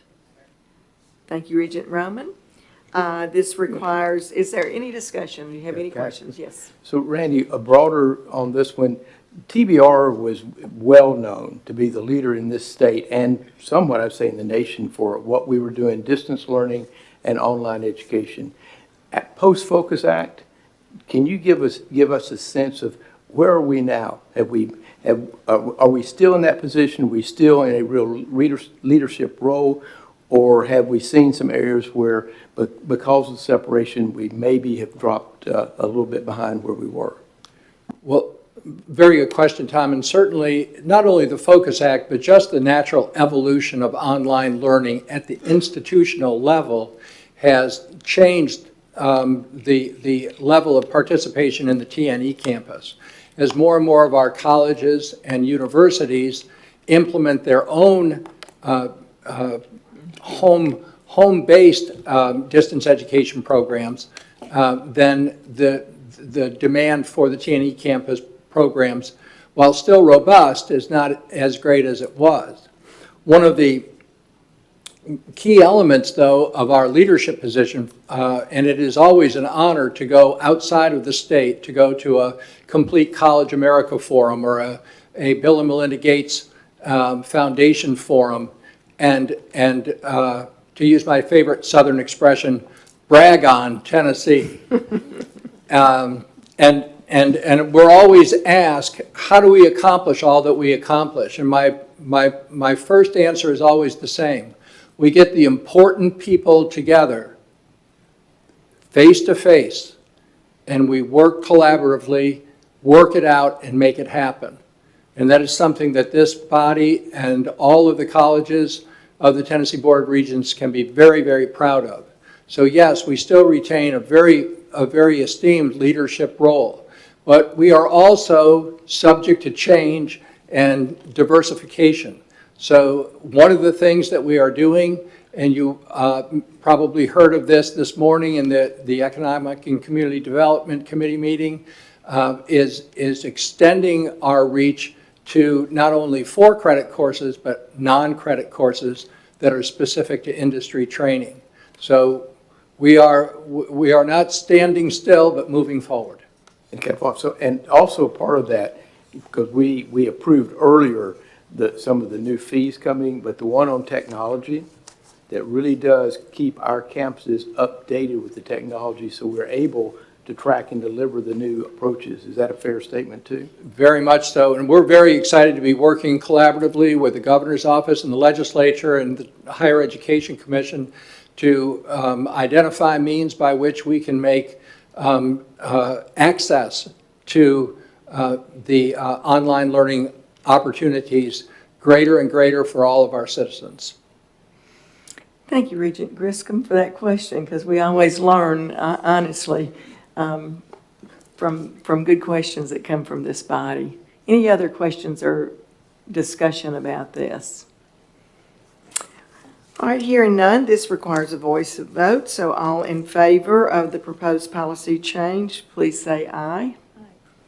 All opposed say no. The ayes have it, and the revision passes. Now we come, is this the last one? to the fifth item, the proposed revisions to TBR policy. I'm going to let you say the number, but it's on general education requirements and degree requirements. Growing up in farming country and having horses in a big second-story barn, we would bring in loads of hay and throw them up into the loft. And when we came to the last one, we said, "This is the bale we've been looking for." Well, this is the slide y'all have been looking for, from my point of view. And one that's near to my heart and vital to our success as a system, and that is the policy 201-0000, which is general education requirements and degree requirements. The policy revisions essentially restate and reaffirm our current general education requirements and program. It does remove references to the universities and baccalaureate degree requirements.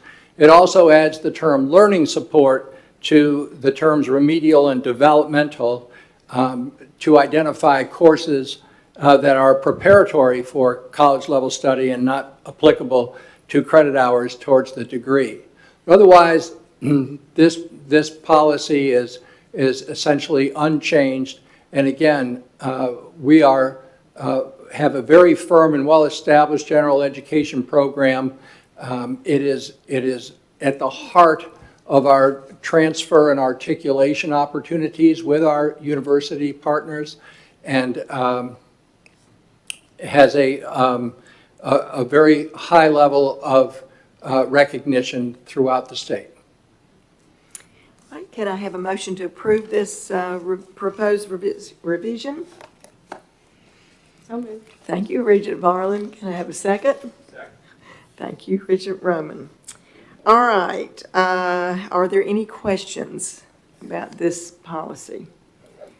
I tell you, we've been, after Focus Act, your staff really deserves kudos for just grinding through all of these policies and making those changes. We're finding that that's the bulk of what's happened. So at any rate, this requires a voice vote. So with no more discussion, all in favor of this proposed revision, say aye. Aye. All opposed, say no. The ayes have it, and the revision passes. So thank you very much, Vice Chancellor. You've done your duty up here today. All right. All right, with nothing more on the agenda, without objection, I'll adjourn this meeting. Very good. Thank you, Chairman Prescott. I just want to say one thing we'll miss the most about Vice Chancellor Schulte with that bales of hay story is just that wonderful sense of humor. I never quite know where you're going, but it's always good. Sometimes I don't know. Oh, that's great. Thank you, sir, and all the best. We'll see you tomorrow for sure. I just want to underscore something that Regent Prescott just said too, and that's this notion that as a system, and Regent Apple mentioned it in the Economic Development Committee meeting this morning. As a system, when we share on that experience and we share resources and we build on our successes, we're all stronger as a consequence. So again, thanks for the good work on the accreditation piece, but again, it just underscores the importance of everybody working together on both fronts. So I thank you again. With that, Regent Varlin, are you ready for Committee on External Affairs? Yes, I am ready. For the best committee. Well, there you go. Have at it. That's right. Well, thank you, everybody. Welcome to the External Affairs Committee. Sandra, would you like to call the roll? Glad to. Regent Apple? Here. Regent Green? Here. Regent Griscom? Here. Regent Hatch? Here. Regent Krause? Regent Shockey? Here. Regent Pepper? Here. Regent Varlin? Here. Thank you. Okay. You have a quorum. Thank you. We will proceed. And the first thing I'm going to do is call on Vice Chancellor Kim McCormick. Here she comes to provide an overview of government relations and the first session of the 111th General Assembly. Thank you, Madam Chair, Chancellor, and Regents. I'm not as funny as Dr. Schulte, but I think I'm the Vice Chancellor you've been looking for because I'm the last one today. So. Yay! We do have three That's why we're the committees. best committee. We do have 3 departments within external affairs. And that being said, Regent Barlin, I just want to tell you how appreciative we are of you, because over the past quarter, with 3 departments, there are a lot of us calling and emailing you all the time to get your advice and your opinion, and we appreciate that very much. Of our 3 departments, we have 2 that we need to report out on today. And the first session of the 111th General Assembly convened on January the 8th, and it's over for this year. That's a great thing for all of us. We spent lots of hours, especially Kristen and Chuck, in the Cordell Hull building. As you see, our legislative priorities are listed in front of you. We presented those before, and we maintain those same priorities throughout the session.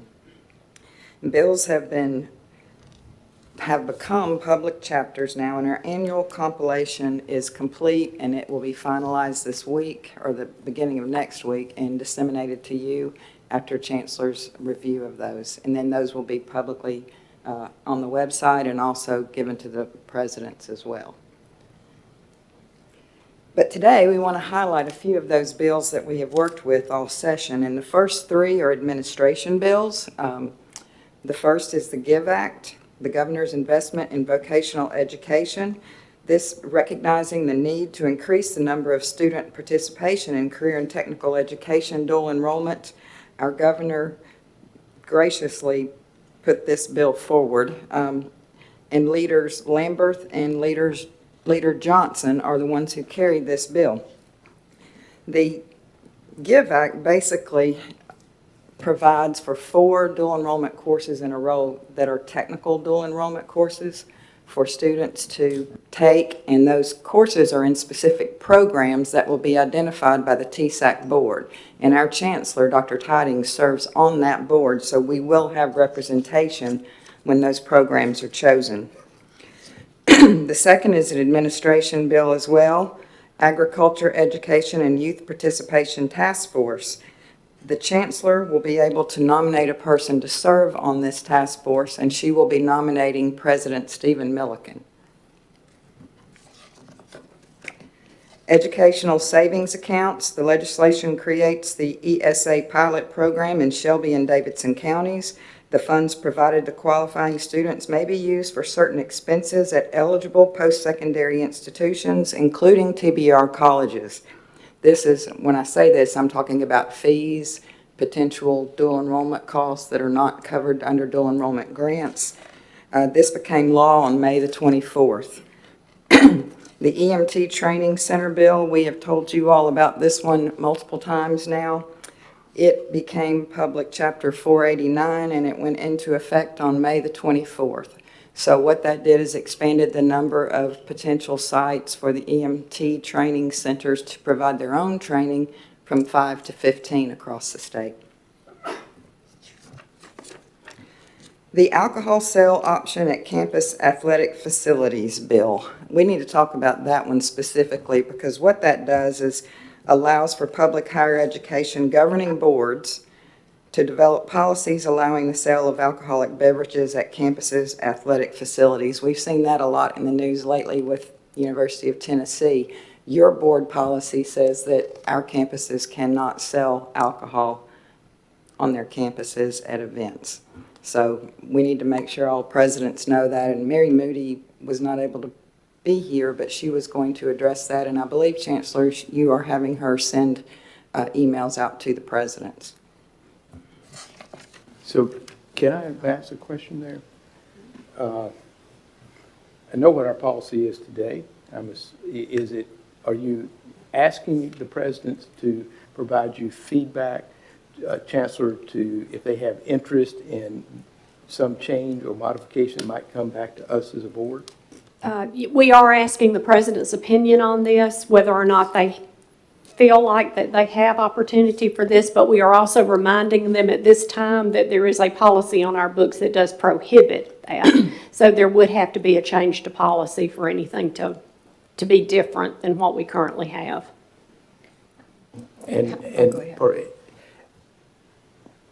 Is the wording such that, if, let's say that somebody just got intramural type program, you have to have some kind of a intercollegiate type program to even raise the question about revisiting. Is that also correct? Okay. Yes, they do have to have an official program that is recognized as an official accredited sports program. So intramurals or just activities on campus would not allow for this. We do have colleges that this would apply to, though, if they so chose to do that. Yeah, what's the number of our colleges that have athletic programs versus those who don't? Right now, I believe we have 7 colleges that have athletic, and there's our council, Mary Moody, who has Okay, that figure very good. exactly. But Okay. I believe we do have 7 that have programs that this could apply Out to, of the 13? out of the 13. Okay. Have you received any feedback from the presidents yet? Or? No one has come to me asking to serve alcohol at this point in time. I think Mary wants to address it.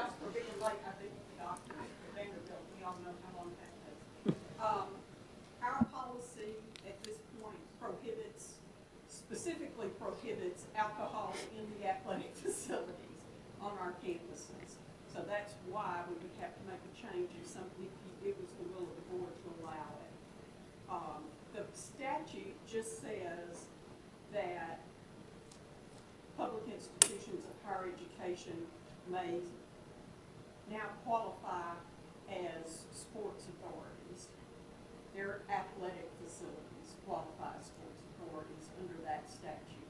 It really just added another definition to the places where you could sell alcohol and make them sports authorities. So having athletic facilities on your campus is what triggers the ability to do that.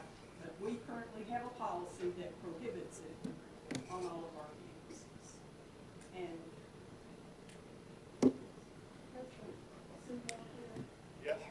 how many colleges have athletics?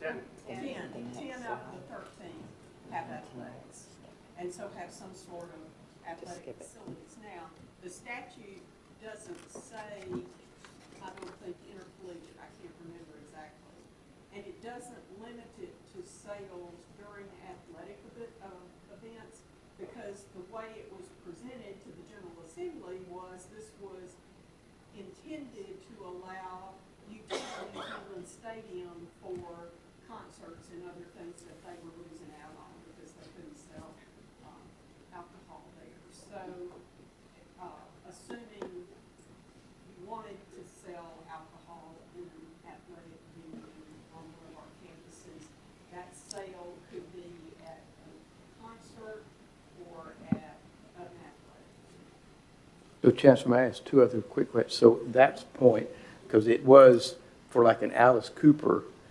performance coming up, so they're all worried about whether the beer board in Knoxville is going to give them a chance to do it. I think from what I've ever read, what was right. So that's exactly. But the other part was that the SEC, their governing body, had to also sort of be in alignment. So are our institutions part of some association like that, that also, whatever their policy is, we'd have to take into effect as well? Yes, they belong to the National Junior College Athletic Association, which I think is silent on the issue of alcohol sales, as far as I could find out, but I haven't looked at every reg they have, but they just don't address the issue one way or another. That was the conversation that we had. When we saw that the SEC had gone through the approval process, we began to look at the junior college process, which has no comment on that at all. So we don't expect that to play into the decision for us. I will say that what I have heard is happening at the universities who are going to avail themselves of this, is they do an RFP for a vendor who's properly licensed and takes care of all. There are a million regulations and statutes that would require compliance if somebody was going to go down this pathway, and it's just not something we would want any school to do on its own. And the bigger schools are doing RFPs for a vendor to handle the sales when they have chosen to do it. And Mary, is the final say, is the beer board in the city or the county? Well, in Tennessee, alcohol sales and beer sales are 2 different things. And so this statute is all about alcohol sales. Okay. And beer is regulated at the local level. So that's a different discussion altogether. Absolutely, you have, it's different. That's what I said, it's a very complex, to sell alcohol in this state is very complex, and you have to dot all your i's and cross all your t's, and there's a lot of tax paying involved and that sort of thing, and it's a business that you wouldn't want to get into casually. Okay. Thank you. Are there any other questions on that one? Thank you. Okay, tuition discount for dependents of public school teachers. This is just a clarification bill that says that public school teachers and technology coordinators will remain eligible for a 25% tuition discount at a public higher ed institution if the parent passes away while employed full-time. That became effective May the 10th. Sports betting, online gaming. I bet I'm about to get some more questions. This legislation creates the framework for legalizing online interactive sports wagering. 80% of the revenues from the collected taxes and fees will be distributed to the Lottery for Education account. Became law, or will become law effective July 1, 2019. And moving on, increasing the cap on dual enrollment courses. The legislation enables certain students who also meet eligibility requirements for the Hope Scholarship to enroll in a third dual enrollment course during any given term of their junior and senior years of high school. The total number of DE courses a student may take is capped at 10, so they're basically drawing down from their Hope. This becomes law in July of 2020, so we have a year on that one. Tennessee Middle College Scholarship increase. We are very thankful to Senator Yeager and Representative Powers for this bill. This increases the dual enrollment middle college scholarship from $600 per semester to $1,000 per semester. As you see, we've had several dual enrollment bills this year, and again, we're very grateful for those from our governor and the legislature. Suicide prevention protocols. This is a legislation that requires post-secondary institutions to adopt suicide prevention policies based on various state and national best practices. Dr. Lemming and her crew with our student affairs vice presidents on our campuses have actually already been working on this in a plan developed working with THEC and the Tennessee Suicide Prevention Network. So they have already begun to pursue those goals. Inmate Reentry Education Program.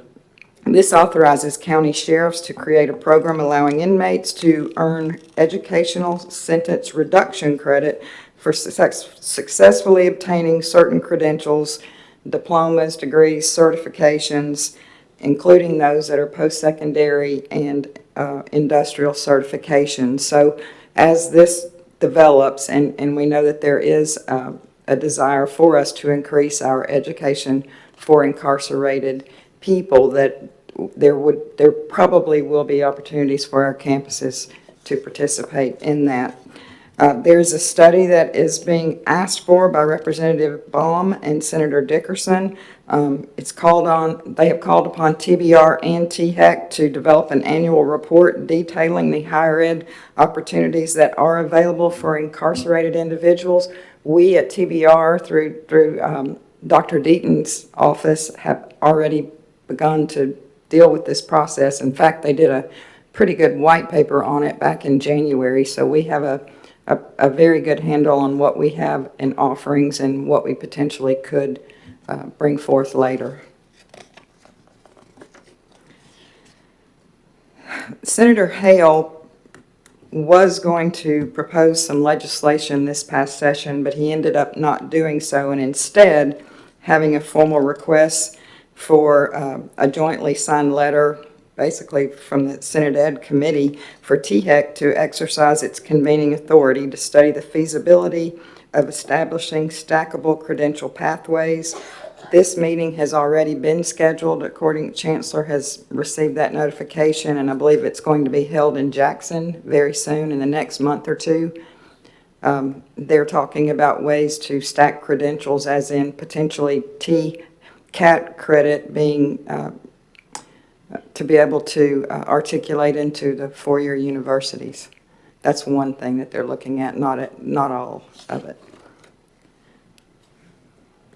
All right, as far as legislation, Chair Varlin, that is all we have today, unless there are any more questions.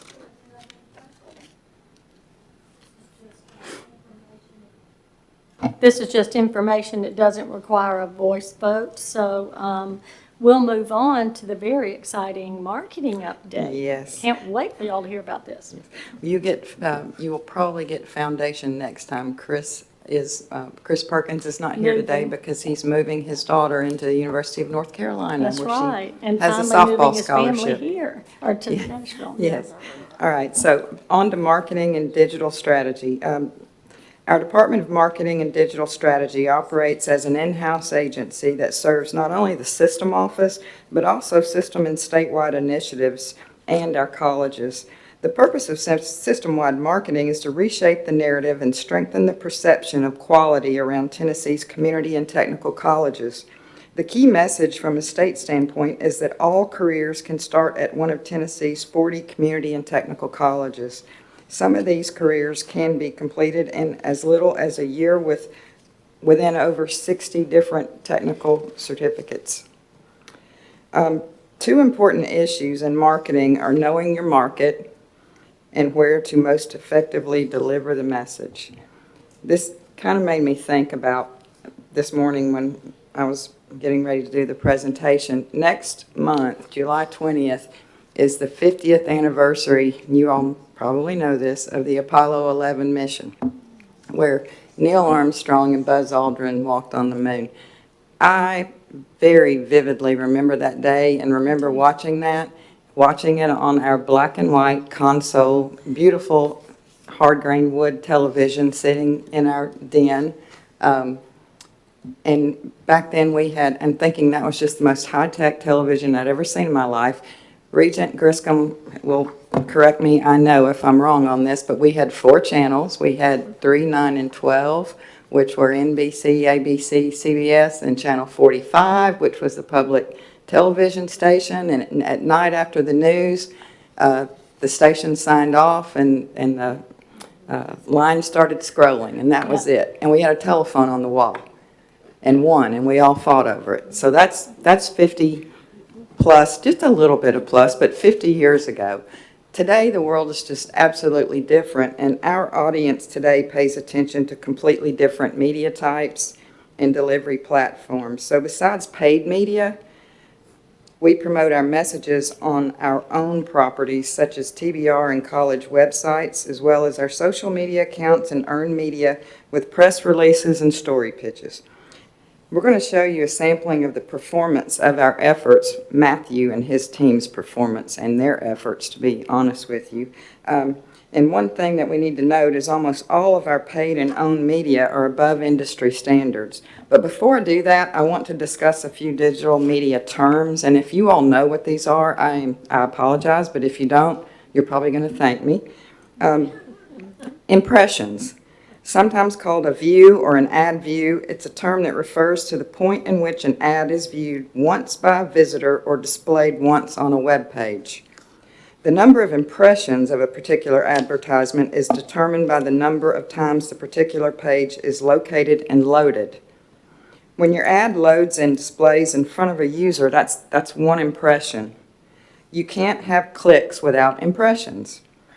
Users need to see your ads before they can decide whether or not to click them.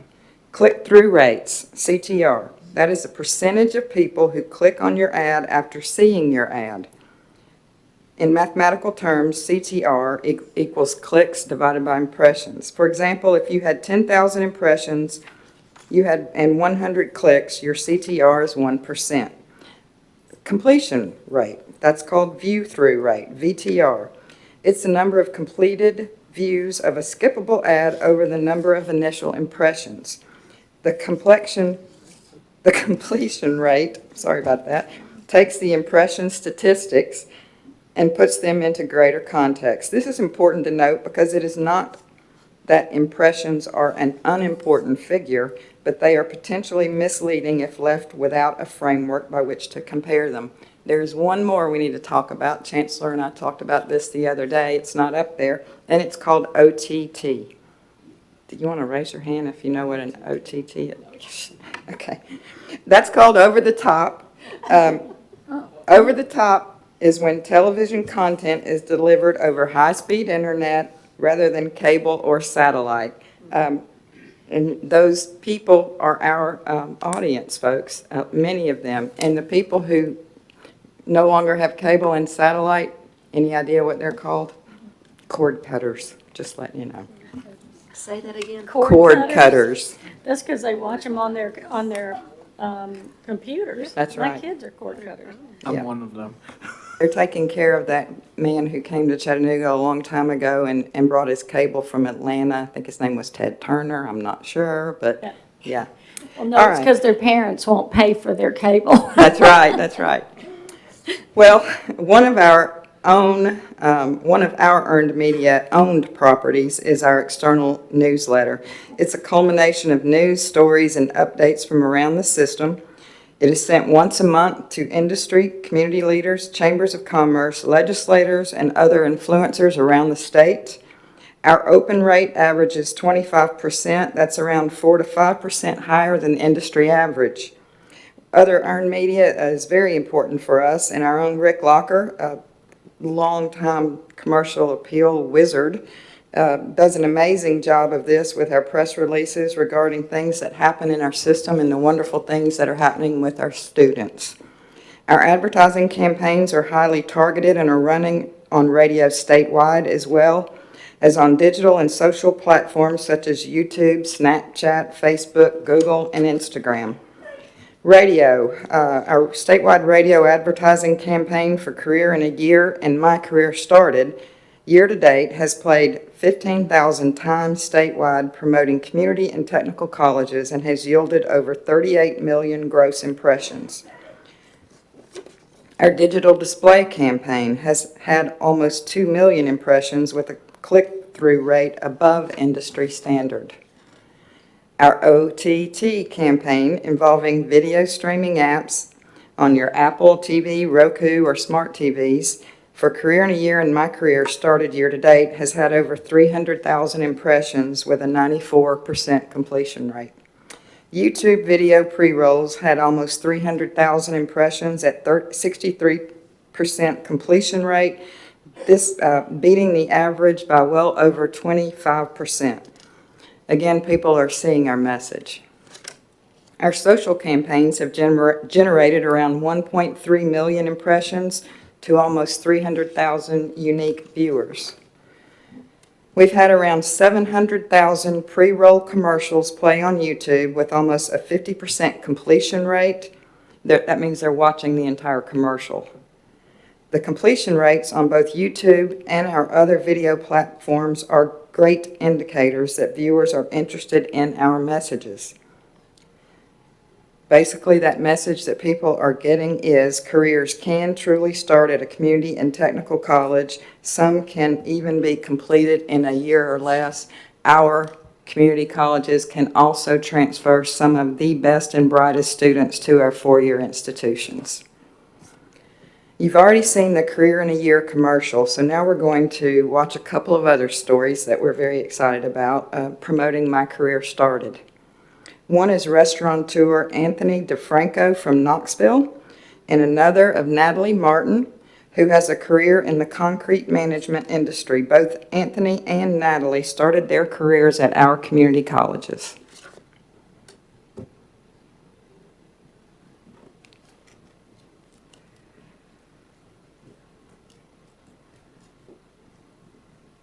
One of the interesting things I'd say about me that a lot of people don't realize is that I was actually a high school dropout and then went to college. I was able, as a result of being in a community college and it being much smaller and having smaller classes, I was able to fine-tune my focus. I utilized every single thing that I learned in college, every single day.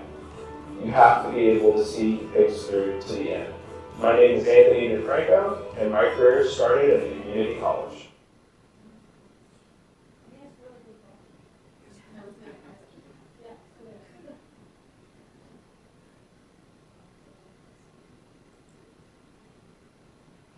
feel because I wasn't formally educated, my opinion didn't matter. I felt like people didn't take me serious. Being mid-30s, I didn't want that anymore. When I graduated high school, I was only at 8th grade reading and writing level, and I went to community college, and I graduated with honors. I was a mother, I had a job, dyslexia, and I still made it.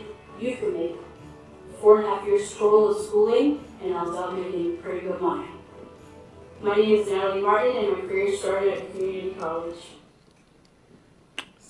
I just love those. And there's another one coming very soon, Regent Hatch, and I can assure you everyone will be seeing that one as well very soon. So, we'll continue to capture success stories from our college's alumni that will reshape the narrative around community and technical colleges in Tennessee.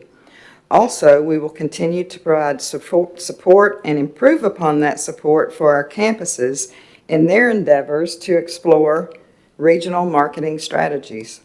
This will in fact be a topic of discussion at our next president's meeting.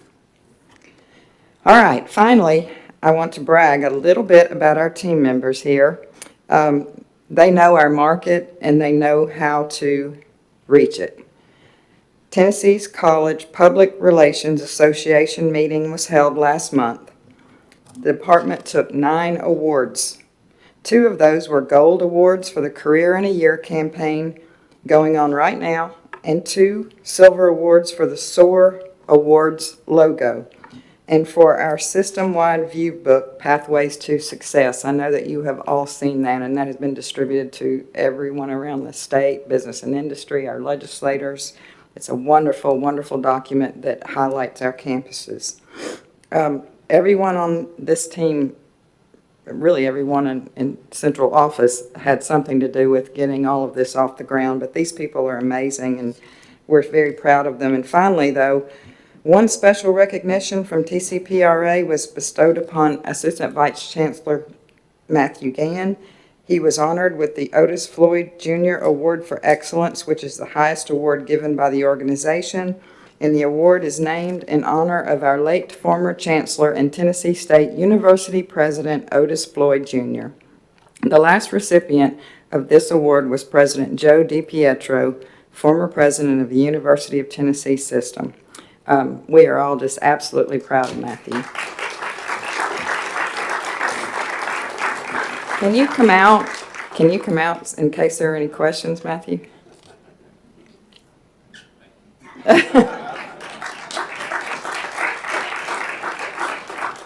Chair Barlin, if there are no questions, that completes our report. On here. Your 1969 reference was great. I'm going to give you 2 more. Okay. I need to write them One down. of them is broad, and Mary Lou has today's version of it that just happened. We're in her county, and the other one was more local to where we grew up. First one is 1969 was also the year of Woodstock, the year of peace and love, so keep that in mind. And the other one is it was 50 years ago this year that UT merged with UC. That's right. And so I'll just give you 2 more to add to your list. That's true. And then I had another question. Well, go ahead, Regent Green, then I'll. Just a quick question. Now that the world has changed and it's so driven with social media and our ability to connect with these students, when we have entrants and so new students joining these colleges, are we doing surveys to understand how they know about us and what method of how we're getting to them so we can track that? I think our individual campuses have systems that, I'm not sure you all share the same system, but that bring in information about the prospects. I don't know that answer, but I can get it for you. It may be good to be able to tabulate all that so we would know what avenue of marketing is working the best, and we can make sure we're, encouraging that. Dr. Lemming may know something about what our campuses do or any software they have. Okay, we will find that out. Thank you for that question. I have just one more quick one, and it's a good question, Regent Green. Since we have all not been together since the CMT concert series, could you give us kind of a summary of how all of that went? It went wonderfully. I wish Chris was here because he could give you all the specific numbers about how many people attended and showed up, but I think they all were received very well. Matthew, do you have anything that you can add about it? How many? Yes, 1,000 total. And remember that they wanted to keep it rather small. They didn't want to have large groups. They didn't want people just coming in to watch the concerts. They only wanted people coming in that specifically had an interest in enrolling. Yeah. So, And again, that kind of goes back to Regent Green's question, though, of how do you stay in touch or track those folks? yes, and they did gather that information and gave it back to Chris. So, Chancellor. So we do know exactly on the CMT, because that was part of the grant opportunity, is that those 4 colleges that were selected for the concerts had to show how they were going to measure the impact of the concerts. And for those of you that weren't aware of what we were doing there, CMT awarded the opportunity for all of the colleges to apply to have these concerts on their campus. They selected 4 colleges. They invited people to these concerts in the community that were not current students, and then they did the concert and a pitch to those individuals to attend college at that particular college in that area. So it was a very localized effort, but to make it a broader statewide effort, they also filmed the videos of the students that were engaged in the panel discussions, and that ran on CMT's top 100 list. I think it was 4 weekends we had that running. So not only did the individual concerts occur, but they were promoting our community colleges at a national level, because this was actually running at CMT's top 100 top Billboard 100 that comes out on Saturday mornings. So we got a lot of great publicity free from CMT. So we're most grateful to them for what they did. So, Hey, I want to do a lean-in on that. I attended Montlow State's version of that. It was extremely professional. The CMT, I guess the I don't know what his role was, but he led the effort. He was great. He interviewed 4 or 5 students. That was great. The CMT musical guest was pretty good, but at Montlow, the student performer was incredible. yeah. She was a fiddler. She did 3 songs, and I don't remember her name, but she'll be up there in the big lights one day. She was. She was really amazing. good. And then the CMT performer was Courtney Cole. That's right. And so they ran that commercial that Chancellor was just talking about on those Saturday morning shows, also on the internet, OTT, correct? Yes. There you go. OTT. One other question, but staying on the same subject.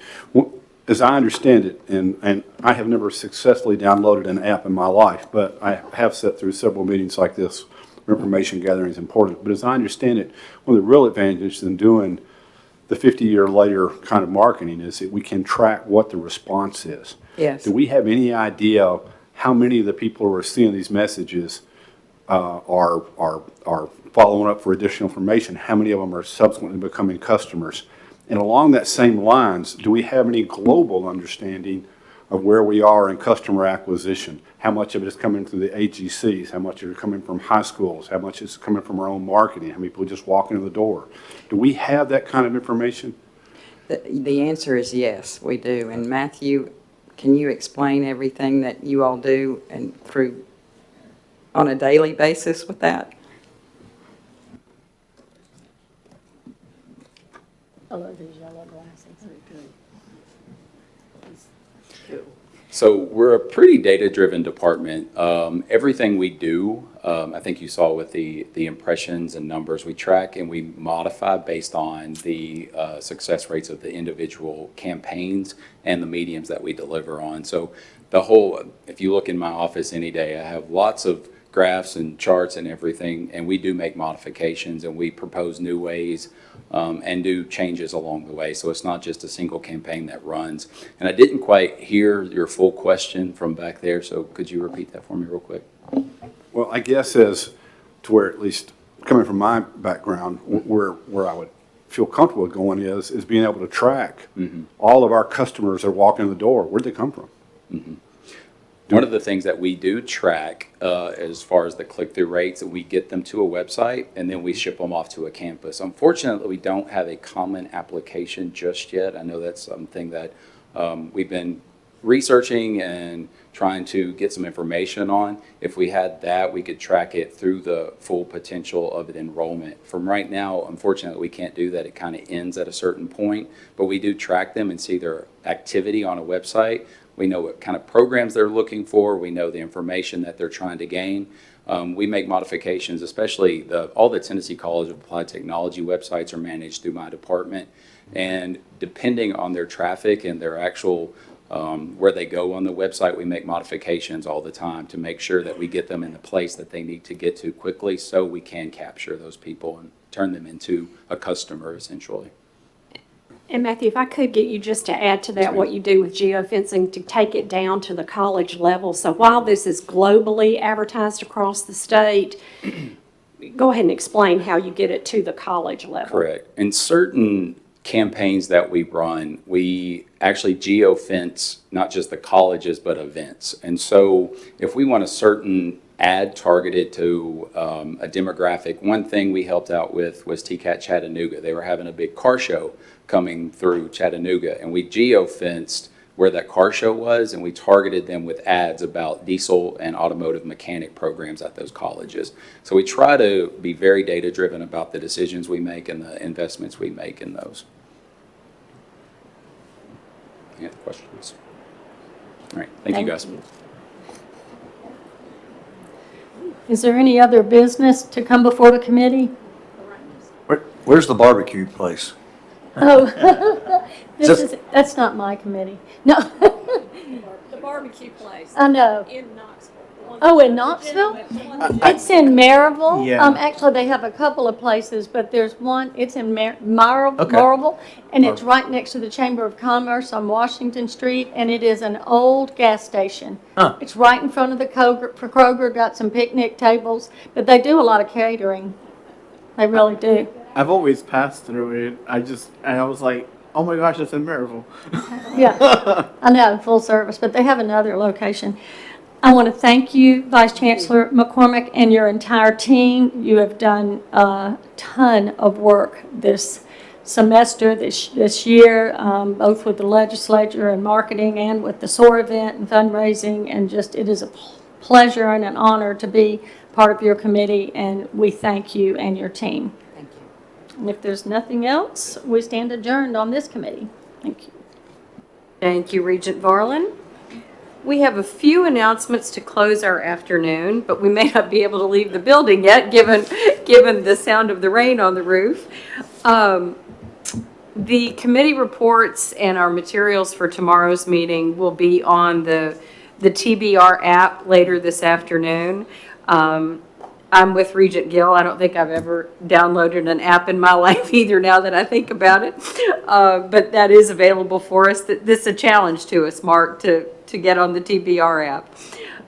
Also, for our committee chairs, a hard copy of your committee report will be at the front desk of the hotel when we return from dinner tonight.